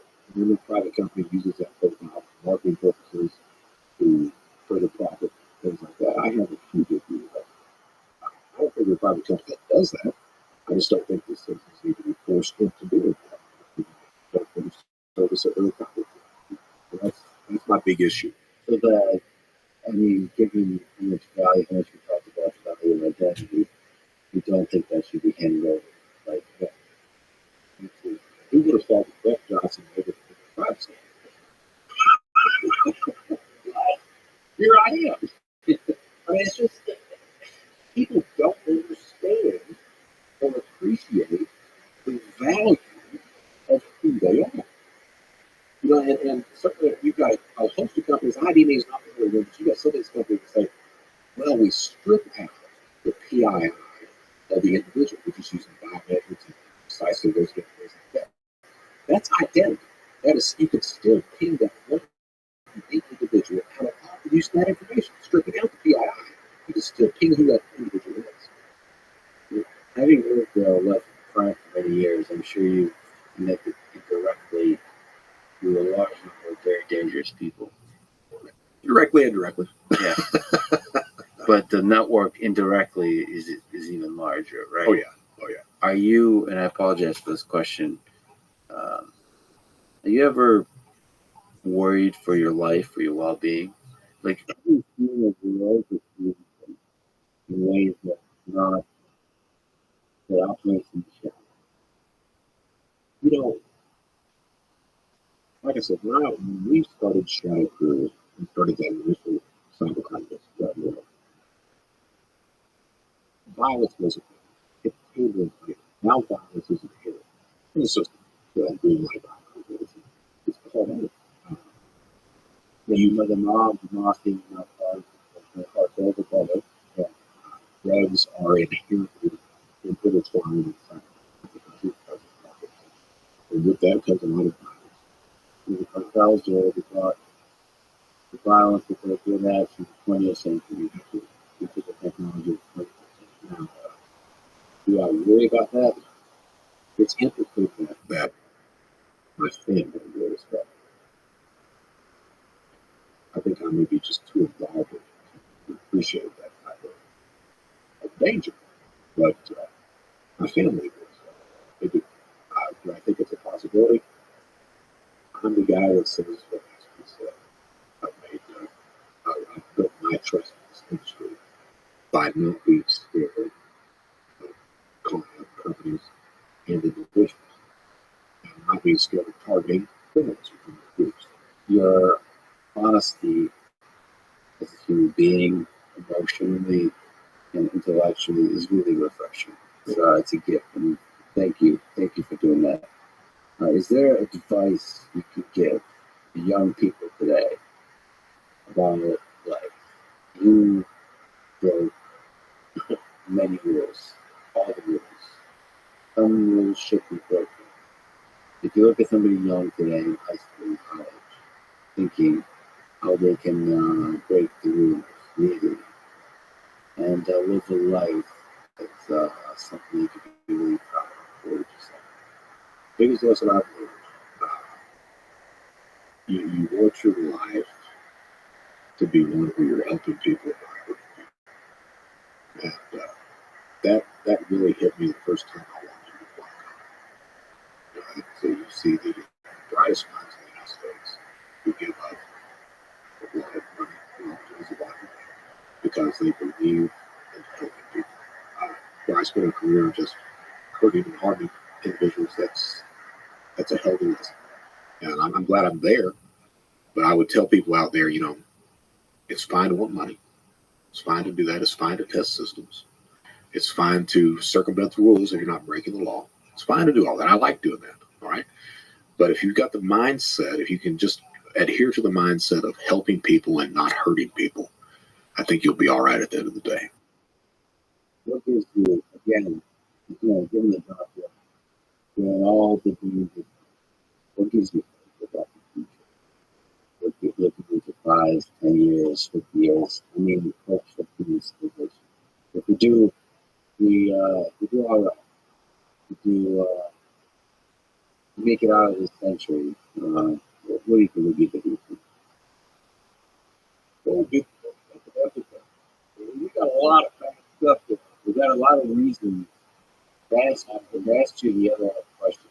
How do you think things are relationship with kids? I'm sure you have. I think that's something. You know, you see people with COVID to them, really good people. But I think that too many people want to think about this. That's been the heartbreaking thing in many ways. The people apart because the virus involves of being afraid of each other because that was the scary thing. People talk about pandemics in that way, that you're afraid of other humans. That is the most terrifying thing. It's not the destructive nature of what it does to your body, it's just that it pulls people apart. And then you realize, absolutely. But, we, as human beings, we do, when things really get bad, we do tend to respond and move together. We do that. That's injustice. Yeah. We see it. I, I wake up in the morning, I watch Fox News and see it, so I can be pissed off every I think the division and the outrage are really easy. They want you to be angry. Yeah, that's what causes me despair about these things. Elizabeth was very good. She taught me what I met. I was used to be on all the time at the channel, and she was the woman who didn't at all. And I didn't understand that back then, but now I do. I'm like, it's pretty smart. You know? I mean, listen to that bullshit. That's why I love reading history books. I just feel like it's the right perspective I take on modern times. How would this time be written about in the history books? Yeah. And react to that. Don't the daily ups and downs of the outrages, which is getting worse and worse in terms of how quick the turnaround is in terms of the news. I'll tell you what, I'm sitting here. I appreciate you talking to me. I do, because, I'm talking about that relationship and everything. It's a really cool realization. I mean, a lot of things. I really appreciate you asking. I love it that you value. First of all, you have to wear on what love. If you make you do something, the best is one of the worst things in this world. And it's good to think about that. It's good to think about that. That is what makes us people is that connection, that love people. What do you think is the meaning of love? What do you think? What are we all doing for?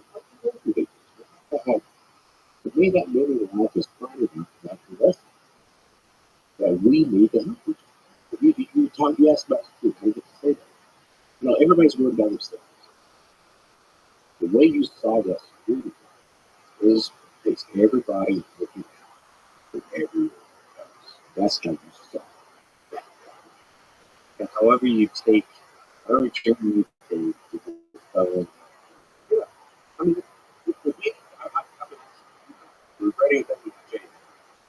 I'm going to make that shit of despicable things in my life. But I'm at a point in my life where I know what I do exactly what I'm supposed to be doing in my life. So would I change anything? As bad as a lot of that shit has been, I wouldn't. It made you who you are. Yeah. The whole of it. That's trite to say that. It's true. Also, you mentioned that you're thinking of launching a show.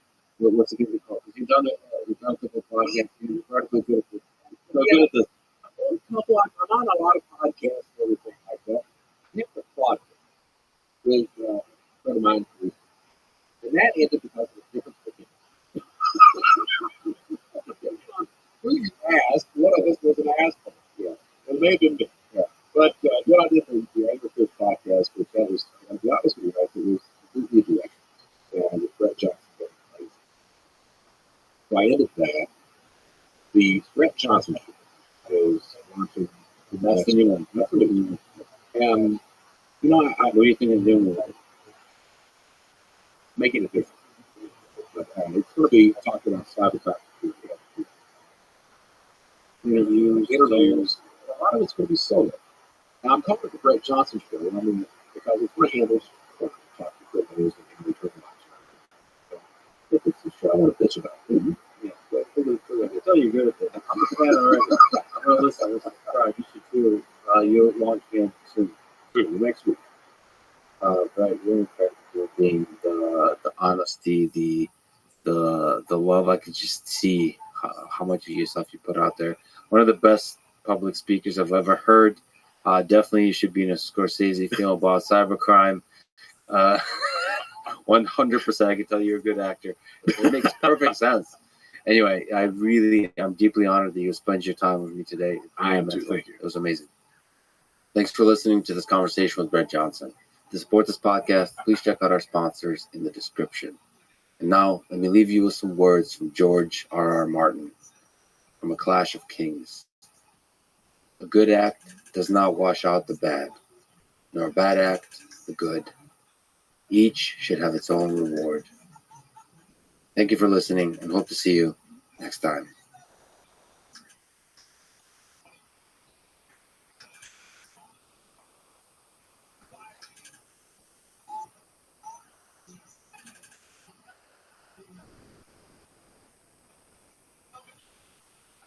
We think that self-assembly, this modular, reconfigurable algorithm for constructing space structures in orbit, is going to give us this promise of space architecture that's actually worth living in. So you do believe we might one day become intergalactic civilization? I hope. Yeah. The following is a conversation with Ariel Edblaw, director of MIT Space Exploration Initiative. She's especially interested in autonomously self-assembling space architectures, basically giant space structures that can sustain human life and that assemble themselves out in space and then orbit Earth, Moon, Mars, and other planets. This is the Lex Friedman podcast. To support it, please check out our sponsors in the description. And now, dear friends, here's Ariel Edblaw. When did you first fall in love with space exploration and space in general? My parents are both ex-Air Force. So my dad's an A-10 fighter pilot, and my mom trained and had qualified to be a fighter pilot, but it was early enough that women were not allowed in combat at that time. And so I grew up with these two pilots, and although they themselves did not become astronauts, there's a really rich legacy of Air Force pilots becoming astronauts, and this loomed large in my childhood. What does it mean to be courageous, to be an explorer, to be at the vanguard of something hard and challenging? And to couple with that, my dad was a huge fan of science fiction. And so I, as a kid, read Heinlein and Isaac Asimov, all these different classics of science fiction that he had introduced me to. And that just started a love affair with space exploration and really thinking about civilization scale space exploration. So, did they themselves dream about going to the stars as opposed to flying here in Earth's atmosphere, just looking up? Yeah, my dad always said he was absolutely convinced, because he was a child of the Apollo years, that he would get to go in his lifetime. He really thought it was going to happen. And so it was a challenge and, sad for many people when, to their view on the outside, space exploration slowed down for a period of time. In reality, we were just catching up. I think we leapt so far ahead with Apollo, more than the rest of society was ready for. And now we're coming back to this moment for space exploration where we actually have an economy and we have the other accoutrement that society needs to be able to make space exploration more real. And my dad's thrilled because finally, not nearly, I hope not anywhere near the end of his life, but as he's an older man, he now can see still within his lifetime, people really getting a chance to build a sustainable lunar settlement on the moon, or maybe even go to Mars. So settlements, civilizations on other planets, that's the cool thing to dream about in the future. Yes.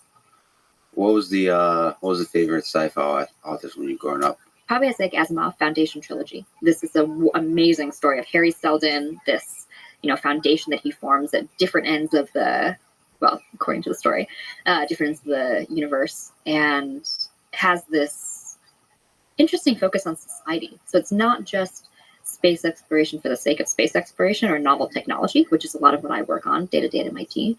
But how do you structure a society across those vast expanses of distance and time? And so I'd say absolutely a favorite. Now, though, my favorite is Neil Stephenson and Seven Eves. It's a book that inspired my own PhD research and some ongoing work that we're doing with NASA now for the future of swarm robotics for spacecraft.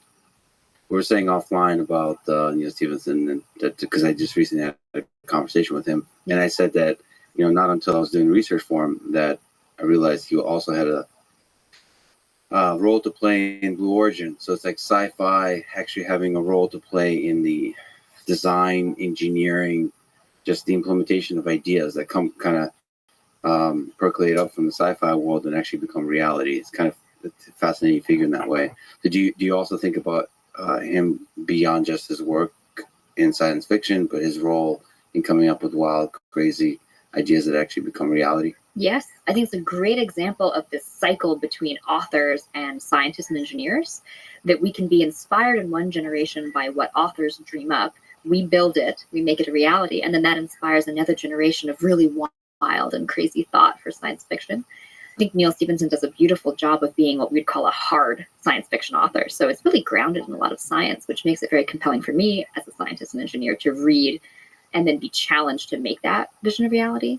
The other community, that Neil's involved with and some of my other mentors are involved with that we are thinking about more and more in the work that we do at MIT is the Long Now Foundation, and this focus on what does society need to take in terms of steps at this juncture, this particular inflection point in human history, to make sure that we're setting ourselves up for a long and prosperous horizon for humanity's horizons. There's a lot of examples of what the Long Now Foundation does and thinks about. But when I think about this in my own work, it's what does it take to scale humanity's presence in orbit? We are seeing some additional investment in commercial space habitats. So it'll no longer be just NASA running the International Space Station, but to really democratize access to space, to have, like Bezos wants to have millions of people living and working in space, you need architecture that's bigger and grander and can actually scale. And that means you need to be thinking about how can you construct things for long time horizons that are really sustainable in orbit or on a surface of a celestial body that are bigger than the biggest rocket payload fairing that we currently have available. And that's what led me to self-assembly and other models of in-space construction. Okay. Every time you speak, I get like a million tangent ideas. But You cut me off. No. Please keep talking. This is amazing. There's like a million of ideas. So one sort of on the dark side, let me ask, do you think about the threats to human civilization that kind of motivate the scaling of the expansion of humans in space and on other planets?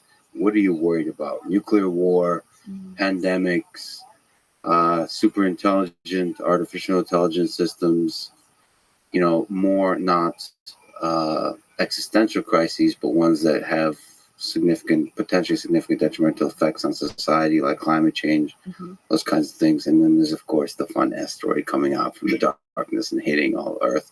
There's been a few movies on that. Anyway, guys, there's something that you think about that threatens us in this century? I mean, as an ex-military family, we used to talk about all of this. We would say that luck favors the prepared. And so growing up, we had a plan, actually a family plan for what we would do in a pandemic. Didn't think we were going to have to put that plan into place, and here we are. We do, certainly, among my own family and my friends and then our work at MIT, we do think about existential threats and risks to humanity and what role does space exploration and getting humans off-world have to play in a resilient future for humanity. But what I actually find more compelling recently is, instead of thinking about a need to ever abandon Earth through a path of space exploration or space foraging, is to see how we can use space technology to keep Earth livable. The obvious direct ways of doing this would be, satellite technology that's helping us learn more about climate change or emitters or CO2. But there's also a future for geoengineering that might be space-based. A lot of questions that would have to be answered around that. But these are examples of pivoting our focus away from maybe the Hollywood vision of, an asteroid's going to come, we're all going to have to escape Earth, to let's use our considerable technology prowess and use space technology to save Earth and be very much focused on how we can have a worthwhile life for Earth citizens, even as some of us want to go out and further venturing. Right, just the desire to explore the mysterious, yes. But also it does seem that by placing us in harsh conditions, the harsh conditions of space, the harsh conditions of planets, and the biology, the chemistry, the engineering, the robotics, the materials, all of that, that's just a nice way to come up with cool new things. Great forcing function, yeah. Yeah, it's a force, exactly. It's a forcing function, like survival. If you don't get this right, you die. So, and that you can bring back to Earth, and it will improve, like figuring out food in space will make you figure out how to eat, live healthier lives here on Earth. So true. I mean, some of the technologies that we're directly looking at right now for space habitats, it's hard to keep humans alive in this really fragile little pocket against the vacuum and all of the dangers that the space environment presents. Some of the technologies we are going to have to figure out is energy efficient, cooling and air conditioning, air filtration, scrubbing CO2 from the air, being able to have habitats that are themselves resilient to extremes of space weather and radiation. And some of these are direct translational opportunities for areas torn by natural disasters. People in California a decade ago would never have had to think about having an airtight house. But now with wildfires, maybe you do want something close to an airtight house. How do you manage that? There's a lot of technologies from the space habitation world that we are hoping we can actually bring back down to benefit life on Earth as well in these extreme environment contexts. Okay, so you mentioned to go back to Swarm. Yeah. So that was interesting to you, first of all, in your own work, but also I believe you said something that was inspiring from Neil Stephenson as well. So when you say Swarm, are you thinking about architectures, or are you thinking about artificial intelligence like robotics, or are those kind of intermixed? I think the future that we're seeing is that they're going to be intermixed, which is really exciting. So the future of space habitats are one of intelligent structures, maybe not all the way to HAL and the 2001 Space Odyssey reference that scares people about the habitat having a mind of its own. But certainly we're building systems now where the habitat has sensing technology that allows it to communicate its basic functions, maintaining life support for the astronauts, but could also communicate in symbiosis with these swarm robots that would be on the outside of the spacecraft, whether it's in a microgravity orbiting environment or on the surface. And these little robots, they crawl, just a la Neil Stephenson and Seven Eves, they crawl along the outside of the spacecraft looking for micrometeorite punctures or gas leaks or other faults and defects. And right now we're just working on the diagnosis. So can the swarm, with its collective intelligence, act in symbiosis with the spacecraft and detect things? But in the future, we'd also love for these little micro robots to repair in situ and really be like ants living in a tree, all together connected to the spacecraft. Do you envision the system to be fully distributed, and just like an ant colony, if one of them is damaged or whatever, loses control and all those kinds of things, that doesn't affect the performance of the complete system, or does it need to be centralized? This is more like almost like a technical question. Do you think we could, right, from the ground up, it's so scary to go fully distributed. Yes. But it's also exceptionally powerful, right? Robust, resilient to the harsh conditions of space. What do you, if you look into the next 10, 20, 100 years, starting from scratch, do you think we should be doing architecture-wise distributed systems? For space, yes, because it gives you this redundancy and safety profile that's really critical. So whether it's small swarm robots, where it doesn't matter if you lose a few of them, to habitats that instead of having a central monolithic habitat, you might actually be able to have a decentralized node of a space station. So that you can, kind of right out of Star Wars, you can shut a blast door if there's a fire or if there's a conflict in a certain area, and you can move the humans and the crew into another decentralized node of the spacecraft. There's another idea out of Neil Stephenson's Seven Eves, actually, where these arklets, which were decentralized spacecraft that could form and dock little temporary space stations with each other, and then separate and go off on their way and have a decentralized approach to living in space. So the self-assembly component of that too. So this is your PhD work and beyond. You explored autonomously self-assembling space architecture for future space tourist habitats and space stations in orbit around Earth, Moon, and Mars. There's few things I personally find sexier than self-assembling autonomously self-assembling space architecture. In general, it doesn't even need to be space. The idea of like self-assembling architectures is really interesting, like building a bridge or something like that through self-assembling materials. It feels like an incredibly efficient way to do it because optimization is built in. So you can build like the most optimal structures given dynamic, uncertain, changing conditions. Mm-hmm. So maybe can you talk about your PhD work, about this work about tesserae? What is it in general? Any cool stuff, because this is super cool. Yeah, absolutely. So tesserae is my PhD research. It's this idea that we could take tiles that construct a large structure like a buckyball. Yeah, this is exactly what we're looking at here, which is the tiles that are packed flat in a rocket. They're released to float in microgravity. Magnets, pretty powerful electropermanent magnets on their edges, draw them together for autonomous docking. So there's no human in the loop here, and there's no central agent coordinating, saying tile 1, go to tile 2. It's a completely decentralized system. They find each other on their own. What we don't show in this video is what happens if there's an error, right? So what happens if they bond incorrectly? The tiles have sensing, so proximity sensing, magnetometer, other sensors that allow them to detect a good bond versus a bad bond and pulse off and self-correct, which anybody who works in this, the field of self-assembly will tell you that error detection and correction, just like error detection in a DNA sequence or protein folding, is really important part of the system for that robustness. And so we've done a lot of work to engineer that ability for the tiles to be self-determining. They know whether they're forming the structure that they're supposed to form or not. They know if they're in a toxic relationship and they need to get out. Right. If they need to separate, exactly. Yeah. All right. This is like so amazing. And for people who are just listening to this, there's how large are these tiles? So the size that we use in the lab, they can really be any size because we can scale them down to do testing in microgravity. So we sent tiles that were about 3 inches wide to the International Space Station a couple years ago to test the code, test the state machine, test the algorithm of self-assembly. But now we're actually building our first ever human scale tiles. They're human sized, a little smaller than maybe your average human, but they're 2.5 feet on edge length.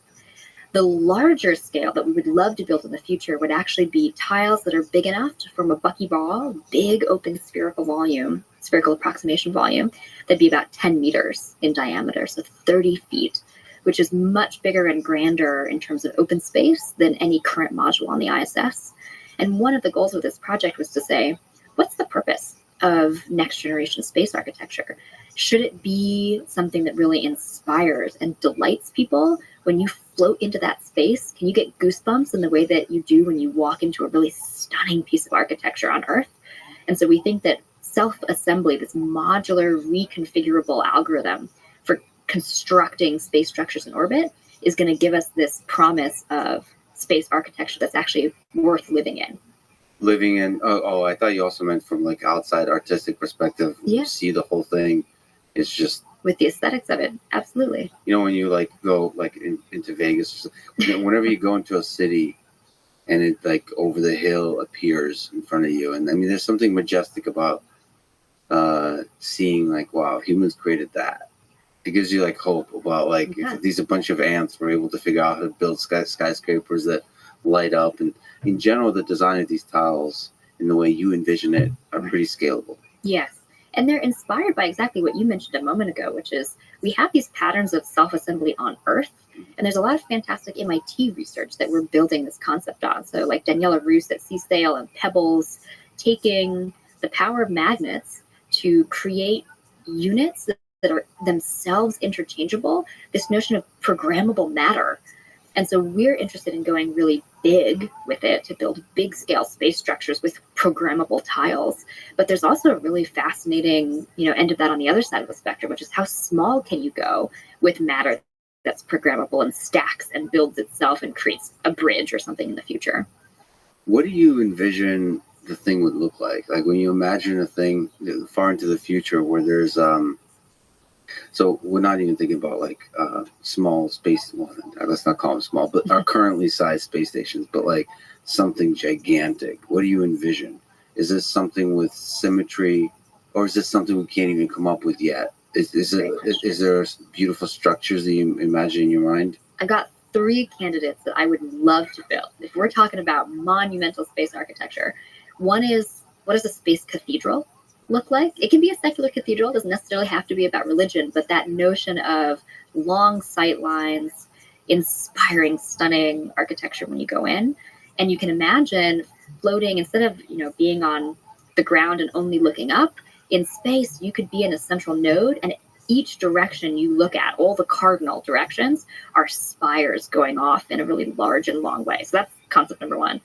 Number 2 would be something more organic that's not just geometric. So here, one of the ideas that we're working on at MIT in my lab is to say, could you, instead of the tesserae model, right, which is self-assembling a shell, could you define a module that's a node, a small node that someone can live in, and you self-assemble a lot of those together? They're called plesiohedrons, like space-filling solids. And you dock a bunch of them together, and you can create a really organic structure out of that. So the same way that muscles accrete to appear, you can have these nodes that dock together. And one shape that I would love to form out of this is something like a nautilus, a seashell. That beautiful, Fibonacci spiral sequence that you get in that shape, which I think would be a stunning and fabulous aggregated space station. You said so many cool words. Plesiohedron. Yeah. So that's a space filling solid. The simplest thing to think of is like a cube. Oh, cube. A cube, right? So you can stack cubes together, and if you had an infinite number of cubes, you'd fill all that space. There's no gaps in between the cubes. They stack and fill space. Another plesiohedron is a truncated octahedron, and that's actually one of the candidate structures that we think would be great for space stations. What's the truncated part? So you cut off an octahedron. Actually has little pointy areas. You truncate certain sections of it, and you get surfaces that are on the structure that are cubes and I think hexagons. I have to remind myself exactly what the faces are. But overall, a truncated octahedron can be bonded to other truncated octahedrons, and just like a cube, it fills all the gaps as you build it out. So you can imagine 2 truncated octahedrons, they come together at an airlock, which is what we space people call doors in space, and you dock them on all sides, and you've basically created this decentralized network of space nodes that make a big space station. And once you have enough of them and you're growing with enough big units, you can do it in any macro shape you want. That's where the Nautilus comes in, is could we design an organically inspired shape for a space station? Can I just say how awesome it is to hear you say, we space people?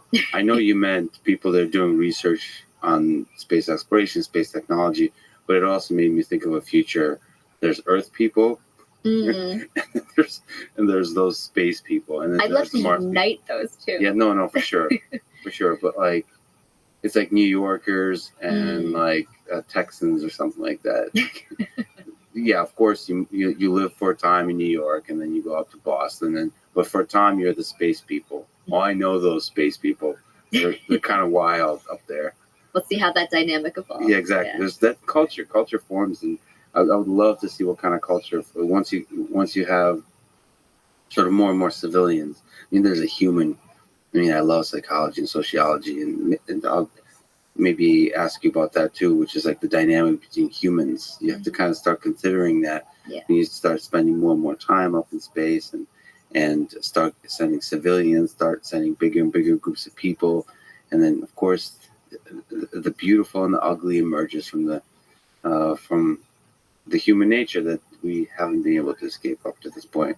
But when you say the plesiohedrons, these kinds of shapes, are they multifunctional? Like, is the idea you'll be able to humans can occupy them safely in some of them, and some others have some other purposes. Exactly. One could be sleeping quarters. One could be a greenhouse or an agricultural unit. One could be a storage depot. Essentially, all of the different rooms or functions that you might need in a space station could be subdivided into these nodes and then stacked together. And one of the promises of both tesserae, my original PhD research, which is these shells, and then this follow-on node concept, is that right now we build space stations, and once they're built, they're done. You can't really change them profoundly. But the benefit of a modular self-assembling system is you can disassemble it. You can completely reconfigure it. So if your mission changes or the number of people in space that you want to host, if you have a space conference happening like South by Southwest. I was thinking space party, but space conference is good too. Then maybe all of a sudden you want to change out what were window tiles yesterday, cupola tiles, and make them into a berthing port so that you can welcome 5 new spaceships to come and join you in space. That's what this promise of reconfigurable space architecture might allow us to explore. I've been hanging out with Grimes recently, and I just feel like she belongs up in space. This is like designed for artists, essentially. Like imagine, I mean, this is what South by keeps introducing me to. Is there's like the weird and the beautiful people, and like the artists, and it feels like there's a lot of opportunities for art and design. 100%. It's like space is a combination of arts, design, and great engineering with a. It's safety critical with like the highest of stakes. So you can't mess it up. And is there first of all, you talking about tiling? So Neil Stephenson is obsessed about tiling. I don't know if it's related to any of this, but he seems to be obsessed with like how do you tile a space? That's like a geometric notion, like the tessellation. And it's a beautiful idea for architecture that you can self-assemble these different shapes, and you can have probably some centralized guidance of the kind of thing you want to build, but they also kind of figure stuff out themselves in terms of the low level details, in terms of the figuring out when everything fits just right. For the OCD people, like what's that subreddit? Pleasantly, it's like really fun. Everything they have like videos of everything is just pleasant when everything just fits perfectly. Very pleasing. All the tolerances go together well. Yeah. So they figure that out on themselves, and the local robotics problem. But by the way, what's Pebbles? What's the Pebbles project? The Pebbles project are little cubes that have EPMs in them, electropermanent magnets, and they can self-disassemble. So they'll turn off, and so you'll have this little structure that all of a sudden can flip the little pebbles over and essentially just disaggregate. They have to make some pleasing sounds. Yeah. And what that's gonna. So I'm supposed to talk to Danielle, so I'll probably spend an hour just discussing the sounds on the pebbles. Okay, what were we talking about? So that's because you mentioned 2, I think. Right, my third one. Yeah, is there a third one? My third one is a ring world, just because every science fiction book ever that's worth anything has a ring world in it, and this is a donut. A donut, yeah. So a really big torus that could encircle a planet. Or encircle another celestial body, maybe an asteroid or a small moon. And the promise here is just the beauty of being able to have that geometry in orbit and all that surface area for solar panels and docking and essentially just all of what that enables to have a ring world at that scale in orbit. Well, by the way, for the viewers, we're looking at Figure 11. What paper is this from? So hexagonal tiling of a torus generated in Mathematica, referencing code and approach from 2 citations. So we're looking at a tiled donut, and I'm now hungry. So this is is this from your thesis or no? This is probably, this is in my thesis. This looks like it was one of my earlier papers. This was an approach to say, great, we've come up with this tessellation approach for a buckyball. And we picked the buckyball because it is the most efficient surface area to volume shape. And what's expensive in space? The surface area, shipping up all that material. So we wanted something that would maximize the volume. But if we think about ring worlds and other shapes, we wanted to look at how do you tile a torus, and this is one example with hexagons, to be able to say, could we take this same tesserae approach of self-assembling tiles and create other geometries? So freaking cool. That's awesome. So you mentioned microgravity, and I believe that there's a picture of you floating in microgravity. When did you get to experience that? What was that like? So I've flown 9 times Wow. on the affectionately known as the vomit comet. It's the parabolic flight, and essentially it does what you want a plane never to do. It pitches really steeply upwards at 45 degrees. There's a picture of you. Yeah. That's test rate. That's super early in my PhD. Some of just the passive tiles before we even put electronics in. We were just testing the magnet polarity and the essentially, is it an energy favorable structure to self-assemble on its own? So we tweaked a lot of things between. Are we looking at a couple of them? Well, yeah, you're looking at a bunch of them. There's almost I see. 32 of them. Yeah. Cool. And They're there's definitely clumping. They're clumping. Yeah. Can you comment on what's the difference between microgravity and zero gravity? Yes. So Is that there an important is, difference? it's an important difference. There is no zero gravity. There's nothing, there's, in the universe, there is no such thing as zero gravity. So Newton's law of gravity tells us that there's always gravity attraction between any two objects. So zero G is a shorthand that some of us fall into using, where it's a little easier to communicate to the public. The accurate term is microgravity, where you are essentially floating, you're weightless, but generally in free fall. So on the parabolic flights, the vomit comet, you're in free fall at the end of the parabola. And in orbit around the Earth, when you're floating, you're also in free fall. What So was that's it like? G. So affectionately called vomit comet. I'm sure there's a reason why it's called affectionately. So what's it like? What's your first time to both philosophically, spiritually, and biologically? What's it like? It's profound. It is unlike anything else you will experience on Earth, because it is this true feeling of weightlessness with no drag. So the closest experience you could think of would be floating in a pool, but you move slowly when you float in a pool and your motion is restricted. When you're floating, it's just you and your body flying like in a dream. It takes the littlest amount of energy, like a finger tap against the wall of the plane, to shoot all the way across the fuselage. Wow. And you can move at full speed. Like you can move your arms. Exactly. So your muscles There's work. no There's no resistance. There's no resistance. They actually tell you to make a memory when you're on the plane, because it's such a fleeting experience for your body that even a few days later, you've already forgotten exactly what it felt like. It's so foreign to the human experience. They kind of suggest that you explicitly try to really form this into a memory, and then you could do the replay. Cognitively freeze it. Yeah. Save. Right. When we have Neuralink, we can replay that.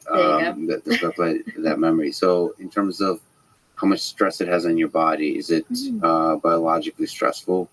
You do feel a 2G pullout, right? So the cost of getting those micro G parabolas is you then have a 2G pullout.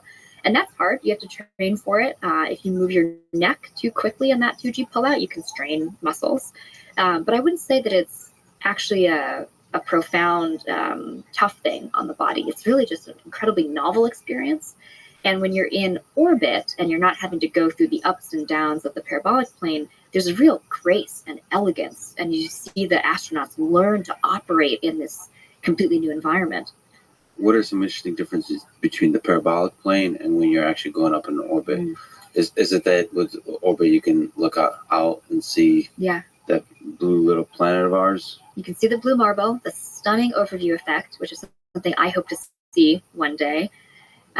What's also really different is if you're in orbit for any significant period of time, there's going to be a lot more physiological changes to your body than if you just did an afternoon flight on the Vomit Comet. Everything from your bones, your muscles, your eyeballs change shape. There's a lot of different things that happen for long duration spaceflight, and we still have to, as scientists, we still have to solve a lot of these interesting challenges to be able to keep humans thriving in microgravity or deep duration space missions. Deep duration space missions. Okay, let's talk about this. I was just going to ask a bunch of dumb questions. So approximately how long does it take to travel to Mars? Asking for a friend. Asking for a friend, as we all do. About 3 years for a round trip. And that's not that it actually takes Why the round trip? Is that... Well, the you're friend just was asking about the one-way trip. Got it. So okay, cool. So for just like literally flying to Mars and around, it takes 3 years. There's some interstitial time there because you really can only go between Earth and Mars at certain points in their orbits where it's favorable to make that journey. And so part of that 3 years is you take the journey to Mars a few months, 6 to 9 months. You're there for a period of time until the orbits find a favorable alignment again. And then you come back another 6 to 9 months. So one-way travel, 6 to 9 months. You hang out there on vacation and come back. Forced vacation. Forced vacation. You come back. Well, me who loves working all the time, all vacation is forced vacation. But, all right. So that gives us a sense of duration, and we can maybe also talk about longer duration as well. What are the hardest aspects of this, of living in space for many days, for let's say 100 days, 200 days? Maybe there's a threshold when it gets really tough. What are some stupid little things or big things that are very difficult for human beings to go through? One big thing and one little thing. There's two classic problems that we're trying to solve in the space industry. One is radiation. It's not as much of a problem for us right now on the International Space Station because we're still protected by part of Earth's magnetosphere. But as soon as you get farther out into space and you don't have that protection, once you leave the Van Allen belt area of the Earth and the cocoon around the Earth, we have really serious concerns about radiation and the effect on human health long term. That's the big one. The small one, and I say it's small because it seems mundane, but it actually is really big in its own way, is mental health and how to keep people happy and balanced. And you were alluding to some of the psychological challenges of having humans together on missions, and especially as we try to scale the number of humans in orbit or in space. So that's another big challenge, is how to keep people happy and balanced and cooperating. That's not an issue on Earth at all. At all. Okay, so we'll talk about each of those in a bit more detail. But let me continue on the chain of dumb questions. What about food? What's a good food source for food in space? And what are some sort of standard go-to menus? Right now, your go-to menu is going to be mostly freeze-dried. Every so often, NASA will arrange for a fun stunt or fresh food to get up to station. So they did bake DoubleTree cookies with Hilton a couple years ago, as I recall, I think sometime before the pandemic. But there's work actually in our lab at MIT. Maggie Koblenz, one of my staff researchers, is looking at the future of fermentation. Everybody loves beer, right? Beer and wine and kimchi and miso, these foods that have just been, really important to human cultures for eons because we love the umami and the better flavor in them. But it turns out they also have a good shelf life if done properly. And they also have an additional health benefit for the microbiome, for probiotics and prebiotics. So we're trying to work with NASA and convince them to be more open-minded to fermented food for long-duration deep space missions. That we think is one of the future elements, in addition to in situ growing your own food. Okay, this is essential for the space party. Is the space beer? Yes, is the fermented product. Yes. Okay, cool. In terms of water, what's a good source of drinkable water? Like, where do you get water? Do you have to always bring it on board with you? Mm-hmm. And is there compressed, efficient way of storing it? So to steal a line from Charlie Bolden, who's the former administrator of NASA, this morning's fresh water is yesterday's coffee. So if you think about what that means, you drank the coffee yesterday. Right, as it travels, it goes fully through the body. Fully through the body as the recycling system, and then you drink what you peed out as, clarified, refined fresh water the next day. That is one source of water. Another source of water in the near neighborhood of our solar system would be on the moon. So water ice deposits. There's also water on Mars. This is one of the big things that's bringing people to want to develop infrastructure on the moon, is once you've gotten out of the gravity well of Earth, if you can find water on the moon and refine it, you can either make it into propellant or drinkable water for humans. And so that's really valuable as a potential gateway out into the rest of the solar system to be able to get propellant without always having to ship it up from Earth. So how much water is there on Mars? That's a great question. I do not know. We don't know. Water at the caps. I suspect NASA, from all of the satellite studies that they've done at Mars, have a decent idea of what the water deposits look like, but I don't know to what degree they have characterized those. I really hope there's life or traces of previous life on Mars. This is a special spot in my heart because I got to work on Sherlock, which is the astrobiology experiment that's on Mars right now, searching for what they would say in a very cautious way is signs of past habitability.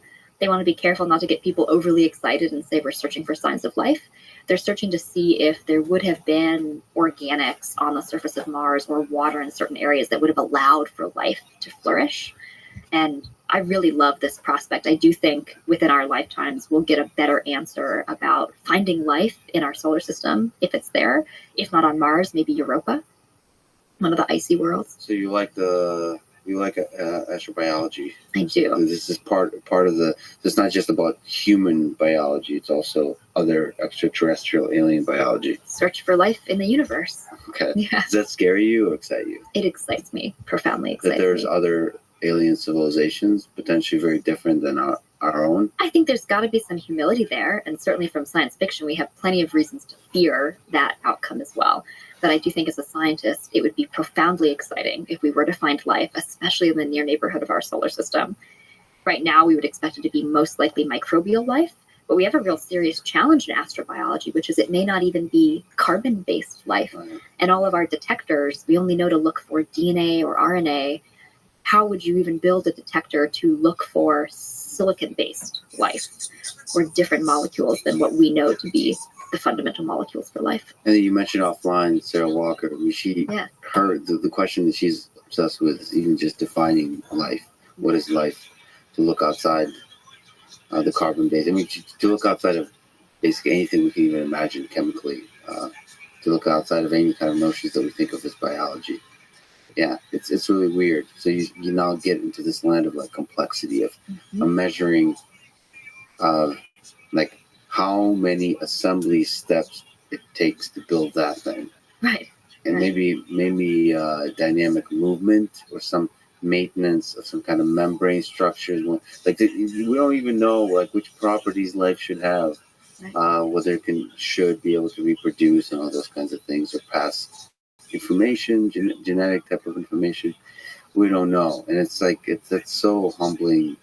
I mean, I tend to believe that there could be something like alien life here on Earth, and we're just too human biology obsessed to even recognize it. The shadow biosphere. I remember you and Sarah were talking about.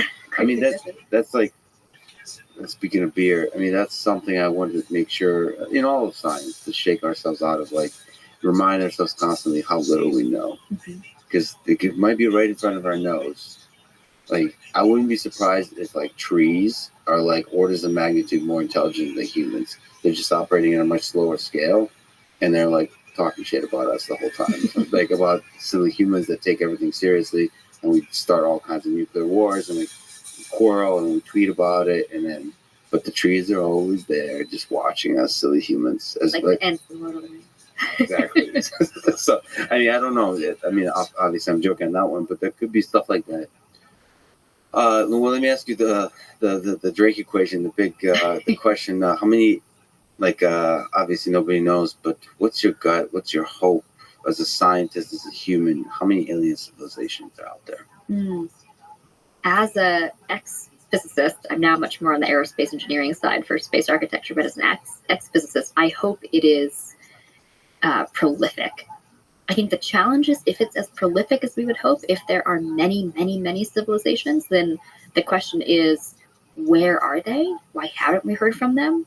And the Fermi paradox, is there some great filter that life only gets to some level of sophistication and then kills itself off through war or through famine or through different challenges that filter that society out of existence?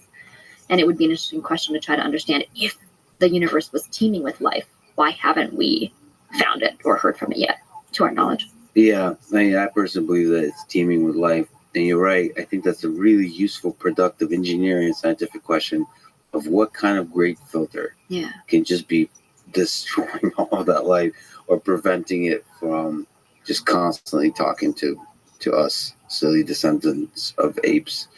That's a really nice question. Like, what are the ways civilizations can destroy themselves? And there's too many, sadly. Well, I don't think we've come up with most of them yet. That's also probably true. That's the thing. It's, I mean, and like if you look at nuclear war, some of it is physics, but some of it is game theory. It's human nature. It's how societies built themselves, how they interact, how we create and resolve conflict. And it gets back to the human question on when you're doing long-term space travel, how do you maintain this dynamical system of flawed irrational humans such that it persists throughout time, and not just maintain the biological body, but get people from not murdering each other, and like each other sufficiently to where you kind of fit well. But I think if songs or poetry or books taught me anything, if you like each other a little too much, I mean, the problems arise because then there's always a third person that also likes, and then there's the drama. It's like, I can't believe you did that and last night, whatever. So, and then there's beer. Gets complicated quickly. It gets complicated quickly. Okay. Anyway, back to the dumb questions, because you answered this. There's an interview where you answer a bunch of cool little questions from young students and so on about like space. One of them was playing music in space. Yeah. And you mentioned something about what kind of instruments you could use to play music in space. Could you mention about like the Spotify work in space, and if I wanted to do a live performance, what kind of instruments would I need? Yeah. I mean, you referenced culture before, and I think this is one of the most exciting things that we have at our fingertips, which is to define a new culture for space exploration. We don't just have to import cultural artifacts from Earth to make life worth living in space. And this musical instrument that you referenced was a design of an object that could only be performed in microgravity. Oh, cool. So it doesn't sound the same way when it's a percussive instrument when it's rattled or moved in a gravity environment. Is that, can we look it up? It's called the telemetron. Yeah, it's created by Of course it's called the telemetron. That is so awesome. Created by Sans Fish and Nicole Voulier, two amazing graduate students and staff researchers on my team. What does it look like? It looks steampunk, actually. That's awesome. Yeah, it's a pretty cool design. It looks like it's a geometric solid that has these interesting artifacts on the inside.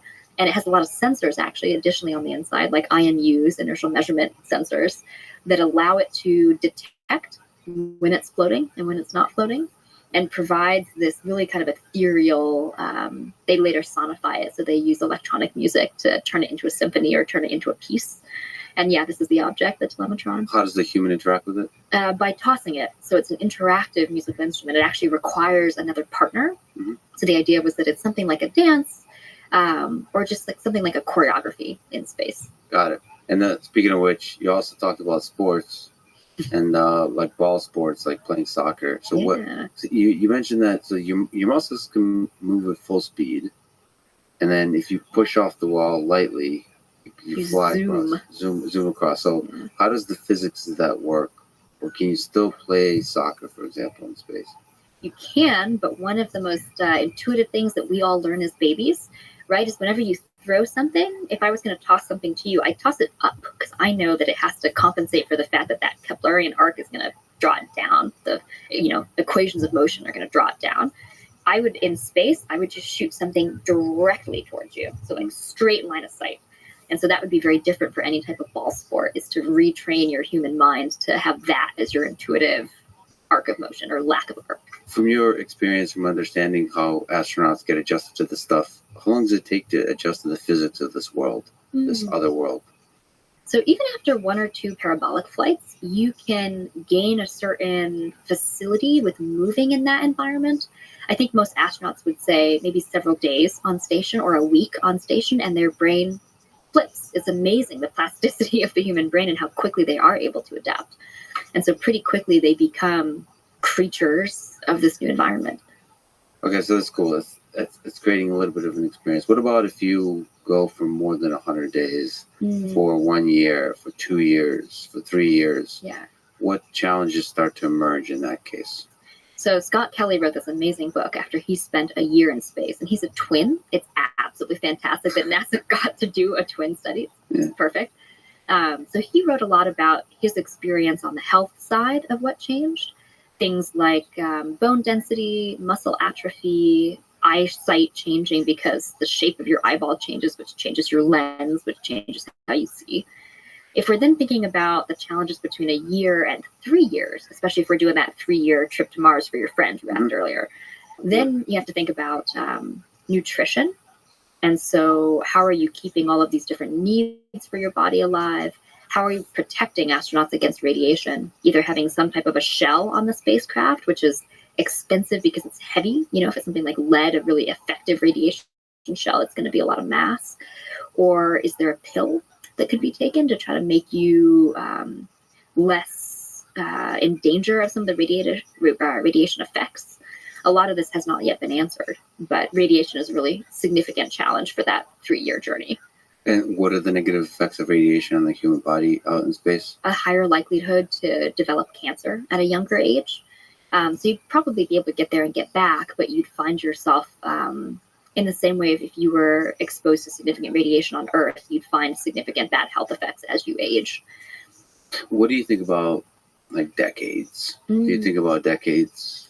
Or is this like an entire... I think about centuries for my space research. But yeah, for decades. I think as soon as we get past the 3-year mark, we'll absolutely want, somewhere between 3 years and a decade, we'll want artificial gravity. And we know how to do that, actually. The engineering questions still need to be tweaked for how we'd really implement it, but the science is there to know how we would spin habitats in orbit and generate that force. So even if the entire habitat's not spinning, you at least have a treadmill part of the space station that is spinning, and you can spend some fraction of your day in a near to 1G environment and keep your body healthy. Wait, literally from just spinning? From spinning, yes, centripetal force. That's so you generate this force. If you've ever been in those carnival rides, the gravitrons that spin you up around the side, that's the concept. And this is actually one of the reasons why we are spinning out a new company from my MIT lab. Spinning out. That was accidental, but well noted space pun. It's like impossible to avoid. All right. But yeah, we're spinning out a new company to look at next generation space architecture and how do we actually scale humanity's access to space. And one of the areas that we want to look at is artificial gravity. Is there a name yet? Yep, there's a name. We are brand new. We are just exiting stealth mode. So your podcast listeners will literally be among some of the first to hear about it. It's called Aurelia Institute. Beautiful. Aurelia is an old English word for chrysalis. And the idea with this is that we, humanity, collectively are at this next stage of our metamorphosis, like a chrysalis, into a spacefaring species. And so we felt that this was a good time, a necessary time, to think about next generation space architecture, but also Starfleet Academy, if you know that reference from Star Trek.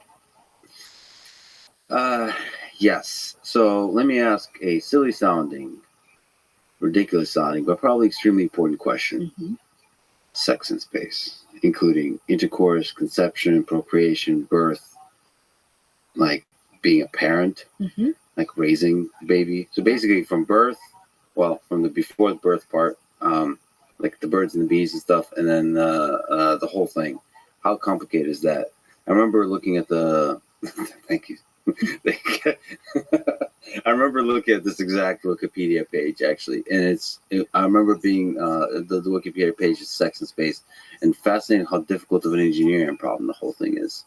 Is that something you think about too? How to have generations of humans self-replicating organisms? Societies essentially. I mean, I guess with if you solve the gravity problem, you solve a lot of these problems. Yeah. That's the hope, is like the central challenge of microgravity to human reproduction. But we do host a workshop every year at Beyond the Cradle, which is the space event that we run at MIT. And we always do one on pregnancy in space or motherhood or raising children in space, because there are huge questions. There have been a few mammal studies that have looked at reproduction in space, but there are still really major questions about how does it work? How does the fetus evolve in microgravity if you were pregnant in space? And I think the near-term answer is just going to be we need to be able to give humans a 1G environment for that phase of our development. Yeah, so there's some studies on mice in microgravity. And it's interesting, like I think the mice... one of them, the mice weren't able to walk, or like their understanding of physics, I guess, is off or something like that. Yeah. The mental model when you're really young and you're kind of getting your mental model of physics, we do think that would change kids' abilities to, if they were born in microgravity, their ability to have that intuition around an Earth-based 1G environment might be missing, because a lot of that is really crystallized in early childhood development. So that makes sense that they would see that in mice, yeah. So what about life when we choose to park our vehicles on another planet, on the moon, but let's go to Mars? First of all, does that excite you, humans going to Mars, like stepping foot on Mars? And when do you think it'll happen? It does excite me. I think visionaries like Elon are working to make that happen in terms of building the road to space. We are really excited about building out the human lived experience of space once you get there. So how are you going to grow your food? What is your habitat going to look like? I think it's profoundly exciting, but I do think that there's a little bit of a misunderstanding of Mars anywhere in the near future being anything like a replacement for Earth. So it is good for humanity to have these other pockets of our civilization that can expand out beyond Earth.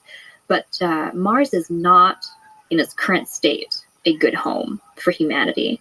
Too many perchlorates in the soil. You can't use that soil to grow crops. Atmosphere is too thin. Certainly can't breathe it, but it's also just really thin compared to our atmosphere.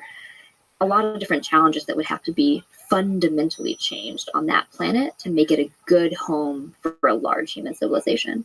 How does a large civilization of humans get built on Mars? And what do you think? Where do you think it starts being difficult? So can you have a small base of like 10 people, essentially, kind of like the International Space Station kind of situation, and then can you get it to 100, to 1,000, to 1,000,000?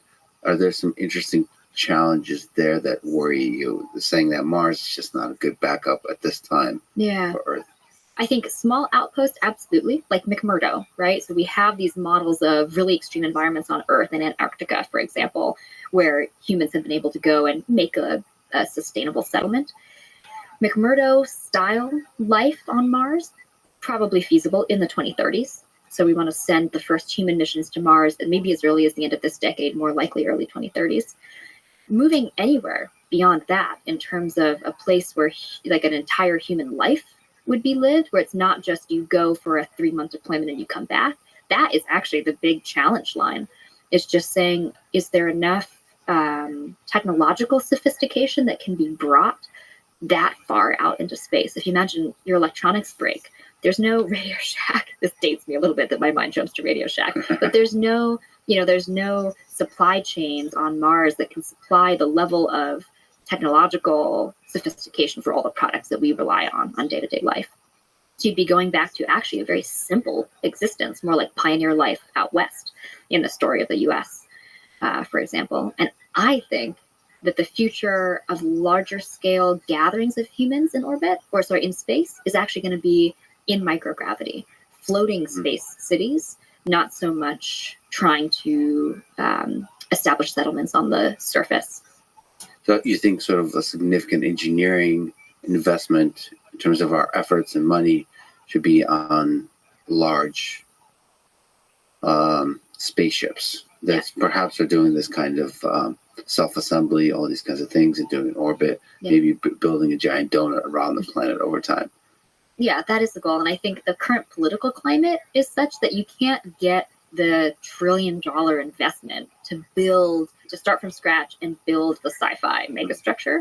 But if you can build it in fits and starts in little different pieces, which is another advantage of self-assembly, it's much more like how nature works. So it's biomimicry inspired way for humanity to scale out in space.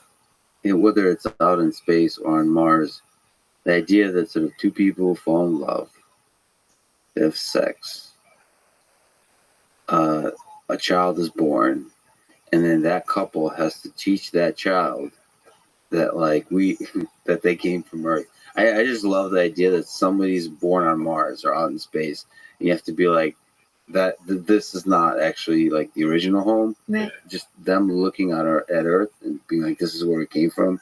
I don't know. That's really inspiring to me. And the child being really confused and then wanting to go back to TikTok or whatever they do. Whatever they do in that area. I mean, there's great sci-fi, right, about people being born on Mars, and because it's a lower gravity environment, they're taller, they're more gangly if they were actually able to develop there, and then they come back to Earth and they're like second-class citizens because they can't function here in the same way because the gravity's too strong for them. You see this in series like The Expanse with the Belters and these, different societies that if we were to succeed in having human societies grow up in different pockets, it's not necessarily going to be easy for them to always come back to Earth as their home.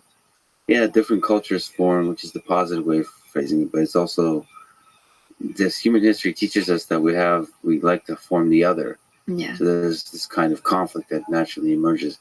Let me ask another sort of dark question. What do you think about coming from a military family There's still, sadly, wars in the world. Do you think wars, military conflicts will follow us into space? Wars between nations? Like, from my perspective currently, it just seems like space is a place for scientists and engineers to explore ideas. Mm-hmm. But the more and more progress you make, does it worry you that nations start to step in and form, that go out on full out military conflict, whether it's in cyberspace, in space, or actual hot war? I am really concerned about that. And I do think for decades, the scientific community in space has hung on to this notion from the 1967 Outer Space Treaty, which is space the province of all humankind, peaceful uses of outer space only. But I do think the rise in tensions and the geopolitical scene that we're seeing, I do harbor a lot of concern about hot wars following humanity out into space. And it's worth trying to tie nations together with more collaboration to avoid that happening. The International Space Station is a great example. I think it's something like 18 countries are party to this treaty. It might be less, it might be more. And then, of course, there's a smaller number of countries that actually send astronauts. But even at the fall of the Soviet Union and through some tense times with Russia, the ISS had been a place where the US and Russia were actually able to collaborate between Mir and ISS. I think it'd be really important right now, in particular, to find other platforms where these hegemonic powers in the world and developing world nations can come and collaborate on the future of space and purposefully intertwine our success so that there's a danger to multiple parties if somebody is a bad actor. So we're now talking there's a war in Ukraine, and I haven't been sleeping much. I have family, friends, colleagues in both countries, and I'm just talking to a lot of people, many of whom are crying, refugees. And there's a basic human compassion and love for each other that I believe technology can help catalyze and accelerate. But there's also science. There's something about rockets. There's something about, and I mean like space exploration, that inspires the world about the positive possibilities of the human species. So in terms of Ukraine and Russia and China and India and the United States and Europe and everywhere else, it seems like collaborating on giant space projects is one way to escape these wars, to escape these sort of geopolitical conflicts. I mean, there's so much camaraderie to the whole thing. And even in this little period of human history we're living through, it seems like that's essential. Even through this pandemic, there's something so inspiring about those like SpaceX rockets going up, for example. It's true. This reinvigoration of the space exploration efforts by the commercial sector. I don't know. That was, I had some, as many of us have, sort of some dark times during this pandemic, just like loneliness and sometimes emotion and anger and just hopelessness and politics. And then you look at those rockets going up and it just gives you hope. So I think that's an understated sort of value of space exploration. Is a thing that unites us and gives us hope.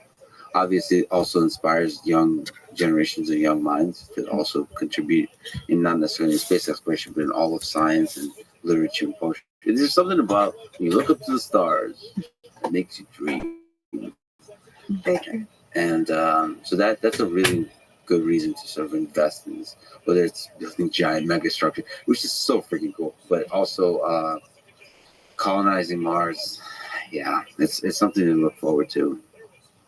Something that and not make it a domain of war, but a domain of human collaboration and human compassion. I think.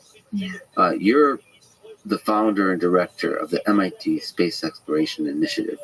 It includes a ton of projects. So I just wanted to. They're focused, I guess, on life in space, from astrobiology, like we talked about, to habitats. Are there some other interesting projects, part of this initiative, that you are that pop to mind that you find particularly cool?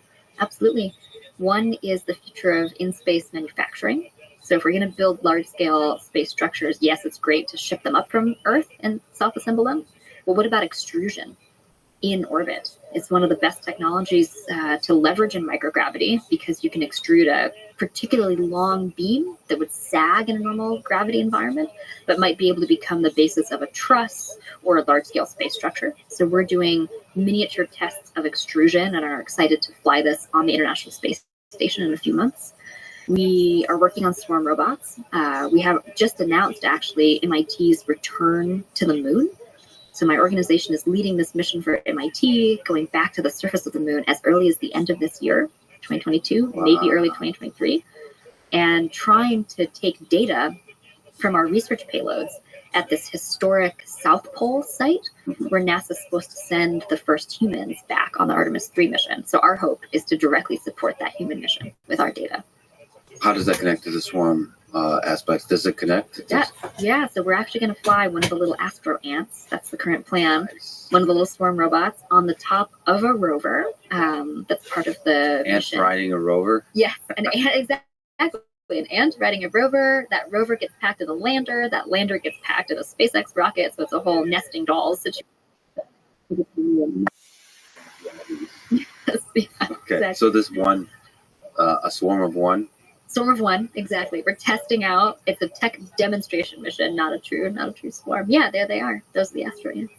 Wow. And so it's a distributed system, and in theory, you could have a ton of these. Yes, these could also be centralized. So they have wireless technology that could also talk to a central base station, and we'll be assessing kind of case by case whether it makes sense to operate them in a decentralized swarm or to command them in a centralized swarm.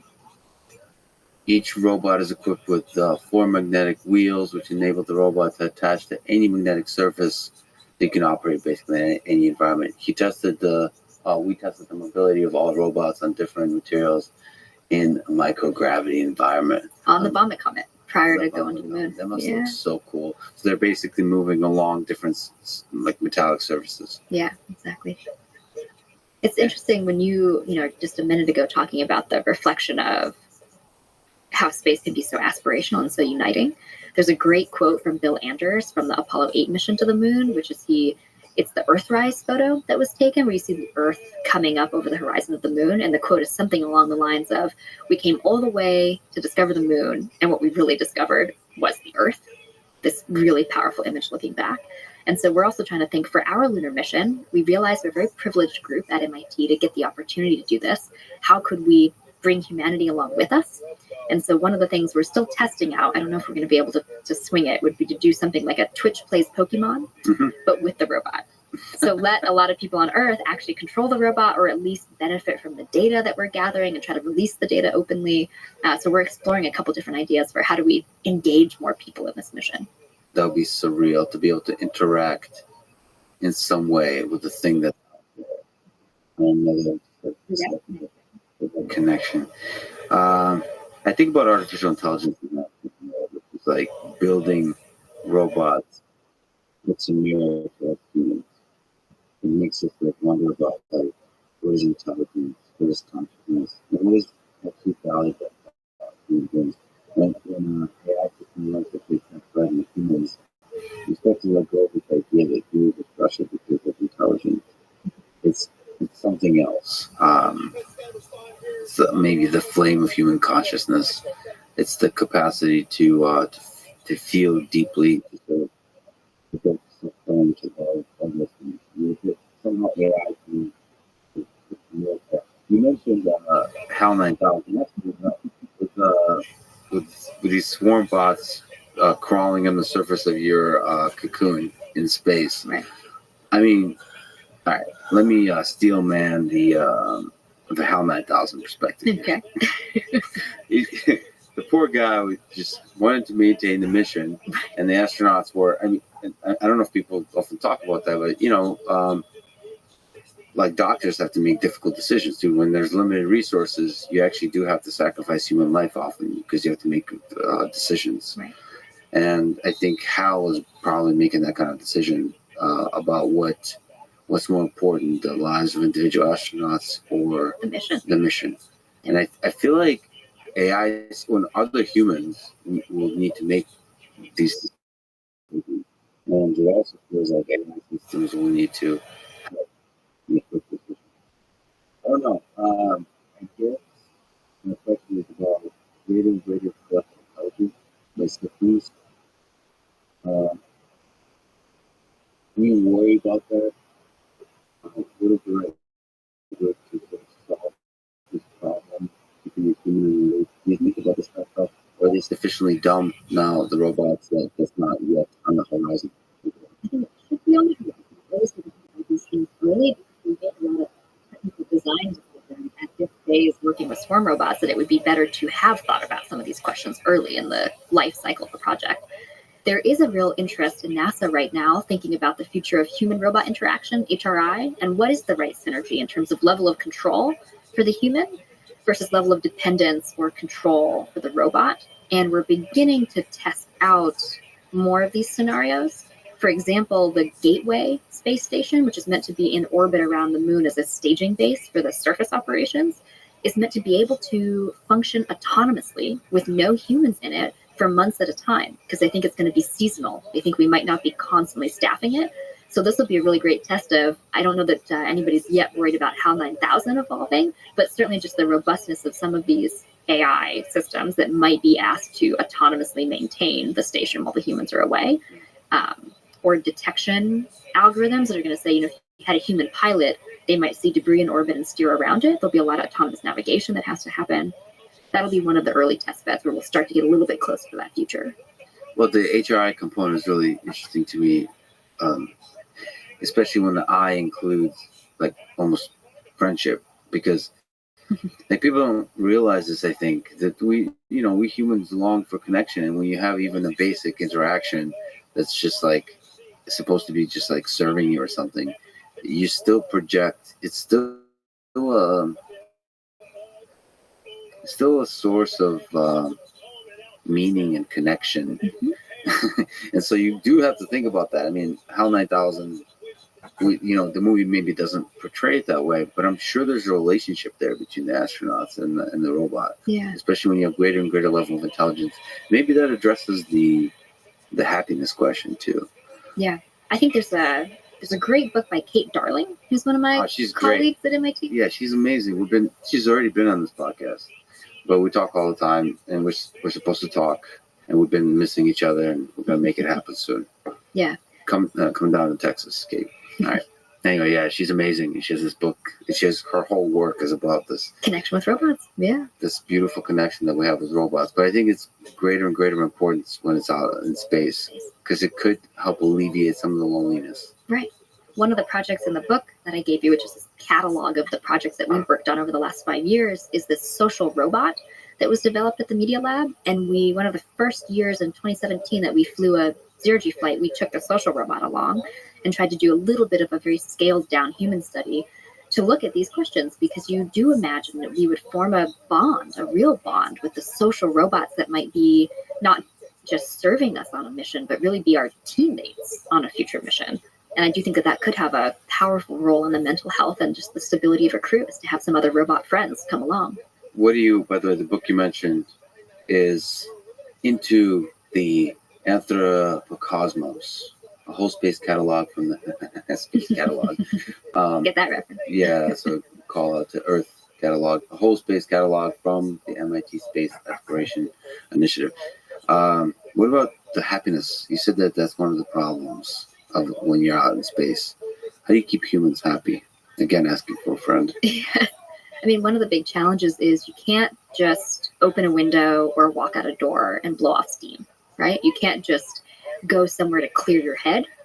And in that sense, you need to build habitats that are homes that really care for the humans inside them, and have, whether it's biophilia and a place where you can go and feel like you're in nature, or a VR headset, which for some people is a poor simulacrum, but is maybe better than nothing. You need to be thinking about these technological interventions that are going to have to be part of your home and be part of your maybe day-to-day ritual to keep you steady and balanced and happy or feeling fulfilled. Mm-hmm.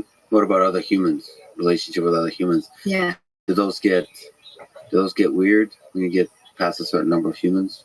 I'm not an expert in this area, but an anecdote that I'll share. My understanding is that NASA has still not decided whether it's better to send married couples or single crew members in terms of you want some level of stability. You don't want to have the drama of romantic relationships like you're alluding to before, but they can't decide because married couples also fight and have a really tough dynamic. And so there's a lot of open questions still to answer about what is the ideal psychological makeup of a crew. And we're starting to test some of these things with the civilian crews that are going up with Inspiration 4, like last fall with SpaceX, and Ax-1 that's going to fly in a few days here in March. As we begin to lengthen the time of those civilian crews, I think we'll start to learn a little bit more about just average, everyday human-to-human dynamics and not the astronauts that are themselves selected to be perfect human specimens, very good to work with, easy to get along with.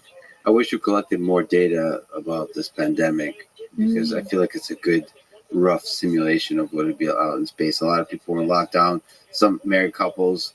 I think a lot of marriages broke up. A lot of marriages got closer together. So it's like, and then the single people, some of them went off a cliff and some of them discovered their new happiness and meaning and so on. It's a beautiful little experiment, a painful one. Yeah. Is there a thorough way to really test that? Because it's such a costly experiment. Send humans up there, but I guess you can always return back to Earth if it's not working out. That's what we hope. That's what you hope. You don't have like a Apollo 13 situation that doesn't quite make it back. But yeah, that's also why Mars is such a challenge. The moon is only 3 days away. That's a lot quicker to recover from if there's a psychological problem with the crew or any type of maintenance problem, anything. 3 years is such a challenge compared to these other domains that we've been getting more used to in terms of human spaceflight. So this is a question that we will need to have explored more before we start really sending crews to Mars. So you're a young scientist. Do you think in your lifetime you will go out into orbit, you will go out beyond into deep space and potentially step I don't know if you can call yourself a civilian. I don't know if that's what you count as, but you as a curious ant from MIT land step on Mars. Yes. So That's a firm. You're coming back? Firm, yes. Yeah, I'm coming back. I don't want that one-way mission. I want the two-way mission. But yes, I mean, I think we're already talking about a pretty near-term opportunity where I could send graduate students to the International Space Station. Yeah, okay. So no, not a sacrifice. Right. No, but send graduate experience. Send graduate students to the ISS to do their research. I do think you and I both would have an opportunity to go to a lunar base of some sort within our lifetime, and there's a good chance if we really wanted to, we might have to really advocate for it, apply to an astronaut program. There will be some avenues for humans in our lifetime to go to Mars. What's the bar for health? Do you think that bar will keep getting lower and lower in terms of how healthy, how athletic, how the psychological profile, all those kinds of things? Yeah. For one, we're going to build more robust habitats that don't depend on astronauts being so impeccably well trained. So we're going to make it better for inclusion and just opening access to space. But there's a fantastic group called Astro Access that is already helping disabled space flyers do zero-G flights and potentially get access to the ISS. And some of the things that we think of as disabilities on Earth are hyper abilities in space. You don't need really powerful legs in space. What you'd really benefit from having is a third arm, more ways to kind of move yourself around and grip and interact. So we are already seeing a much more open space, and wonderful. I'm hoping introversion will also be a superpower in space. Okay. Well, first, I'd love to get the opinion on commercial spaceflight with SpaceX, the Blue Origin program, and also another question on top of that is because you've worked with a lot of different kinds of people culturally, what the difference between SpaceX or commercial efforts, NASA, and MIT. Yeah, so the first part of your question, I am thrilled by all of that commercial activity. It really empowered our program. So instead of me waiting for 5 years to get a grant, and only then can you send the project to space, I go out and charge it a lot like a startup founder. And I the International Space Station from SpaceX and NanoRat, then Origin and Rothschild, making plans for their own commercial space station. It's not out of the realm of possibility, but in a few years, I will rent lab space in orbit. I will rent a module of the active space station or the orbital reef, which is the Blue Origin space station, or NanoRat, Starlab Oasis. There's probably some other things going on there. They're doing commercial space habitat. So I think that's obvious. And we're really proud of our research. Is it affordable? Like, usually speaking, does it become affordable for like MIT type of research lab? Is it, or does it need to be a multi-university or a gigantic effort? One of the reasons we're spinning out Australia is we actually realized it's cheap enough. It doesn't need to be MIT. And we wanted to start democratizing access to these space opportunities to a much broader swath of humanity. Could you take college about space students around the world? This is how you get ready for a zero-G flight. And by the way, come fly with us. Next year is something we're going to do with our railways. We're going to bring, much more just kind of day-to-day folks on zero-G flights and give them access to engaging in the space industry. So it's become cheap enough, and the prices have dropped enough to consider even that. So that's amazing. Definitely it depends on how like huge telescope. It's big, sure. You need a massive budget. You need billions. But for a lot of our research is becoming far more accessible. So that's commercial. What about NASA? Yeah, I think people have been worried about them the last few years because in some people's minds they're feeding around for these commercial efforts, but that's really not what's that's the power of these commercial efforts because they free themselves up to Bernard and Europa and continue being that really aspirational force for humanity of pushing the boundary, always pushing the boundary. And if they were anchored in orbit, depending a space station indefinitely, that's so much harder than budget. People want to really do more. They don't keep doing it for NASA to have grown this commercial ecosystem and go further. And in academia, we think that we will be able to do the cooperative generation research that is going to unlock that frontier and probe out really far and see what human life in a space like ours Speaking of projects, maybe are there other projects that happen in the space exploration initiative, or maybe stuff in the book you can mention? Yeah. Something super cool. Something that reminded me. Yeah. So we talked about life in space and one of the projects by Valentina Sumini was a air-powered robotics tail. So it's a soft robotic tail that essentially has a little camera on the back end that you do computer vision and knows where the graphic is behind you and it graphic on something and holds you in space and then you can actually free up both of your hands to work. So what artists when you think about the design of bionic humans or prosthetics or things that can be kind of like a cyborg to augment your capabilities when you're in a space environment. How would you control something like that? So it's kind of like you can't tell it right, or whatever. It's appendage. So how would you, what are ideas for controlling something like that? Yeah, so right now it's super manual. It's basically because it's creating it, testing it. But in the future, if we had a Neuralink, I mean, this is something that you could imagine directly controlling. Just thinking thoughts. That's a ways away. Yeah. So we talked about the biology stuff, just probably agriculture stuff. Is there other things that kind of feed the ecosystem that have space for survival? Or the robotics architecture stuff? So, kind of combines it when we're talking about you can form these relationships with objects and anthropomorphize. Yes. One of the things that I'm thinking about for agriculture created by Sandra and Silvio, the students at MIT, was this little, it looks like a planet, but it's inspired by, I think, a Nepalese spin wheel. And you plant plants on the inside, and the astronauts have to plant it every day to help the plants survive. Because we really give the astronauts something to care about, so that they are responsible for keeping alive, and really invest on them, and it's not necessary, right? We have other ways to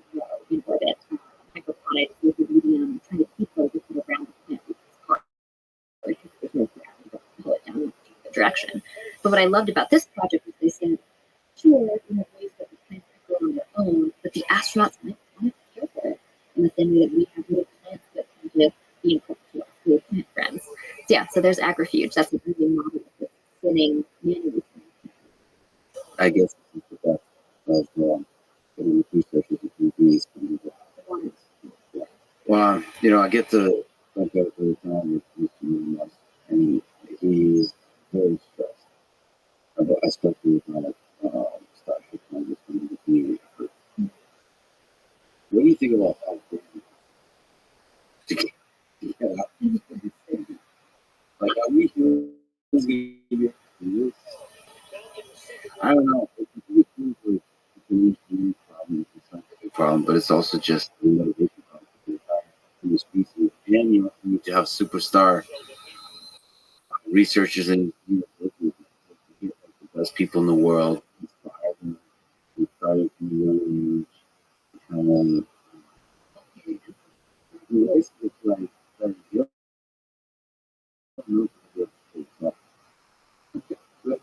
but fail miserably, and that I suppose even if it happens, in the people. This is what Elon used in SpaceX is he takes these risks, he tests iteratively, and he'll see this fail on the path to start them. It's something that people say, why did NASA? Well, it's because NASA is doing it on the world. There's the failing at all these different stages, but that level of approach that SpaceX has taken, and I think between people like Elon, Bezos, NASA, and ESO, we all get there. They're building a workspace. These trailblazers are doing it.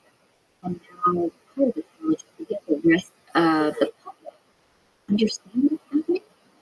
Right? A lot of people don't know that we're going back to the moon, that we're going to send the first woman to the moon in a few years. A lot of people don't know that we're a commercial space station. Not just space station.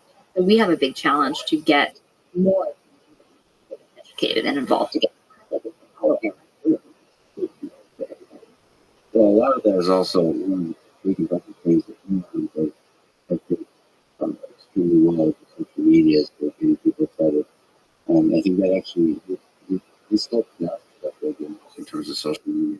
There's something about storytelling, but also not like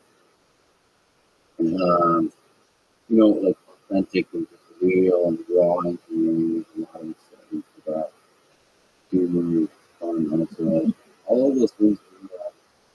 Thing that make up the vibration is beautiful. You have to kind of embrace that. And,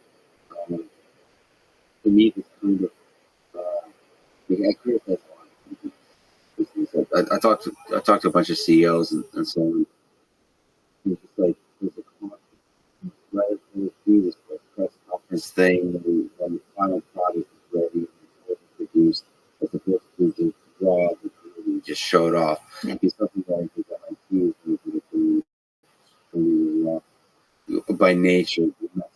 The mess of it is beautiful. People get excited. It's really exciting. Yeah. When the thing blows up, shit, that makes it more exciting. Right. And doing all of that on social media and showing up the individual young researchers or the leaders that are at stake. I don't know. I think I'm really excited about that. Everyone needs to do that more. Students to show up their stuff. Not pressure to do this kind of generic official presentation, but show their become a YouTuber also and show off your raw research as you're looking at it. You're everything. I hope that's the future. Music, I was really like to talk to it, but these kinds of things that you inspire young people to show off their stuff, show off their true self. I think that's what it's really about.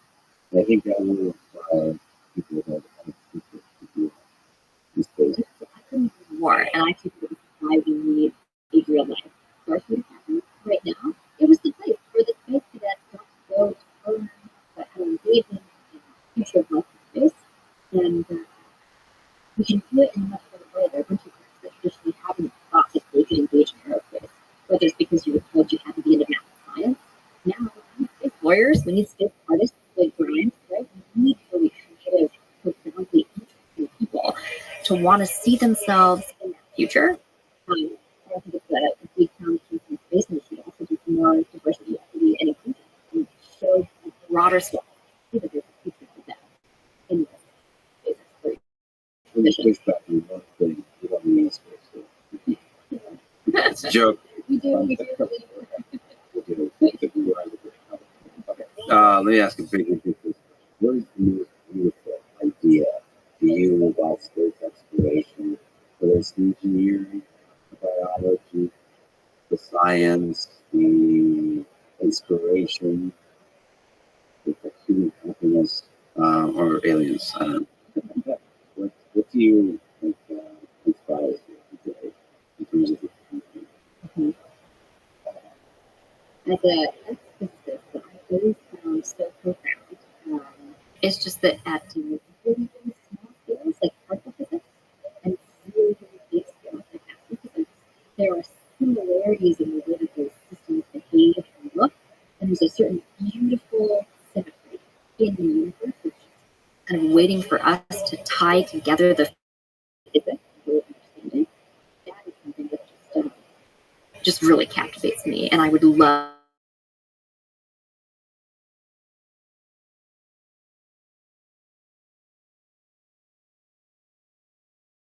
situation. So I really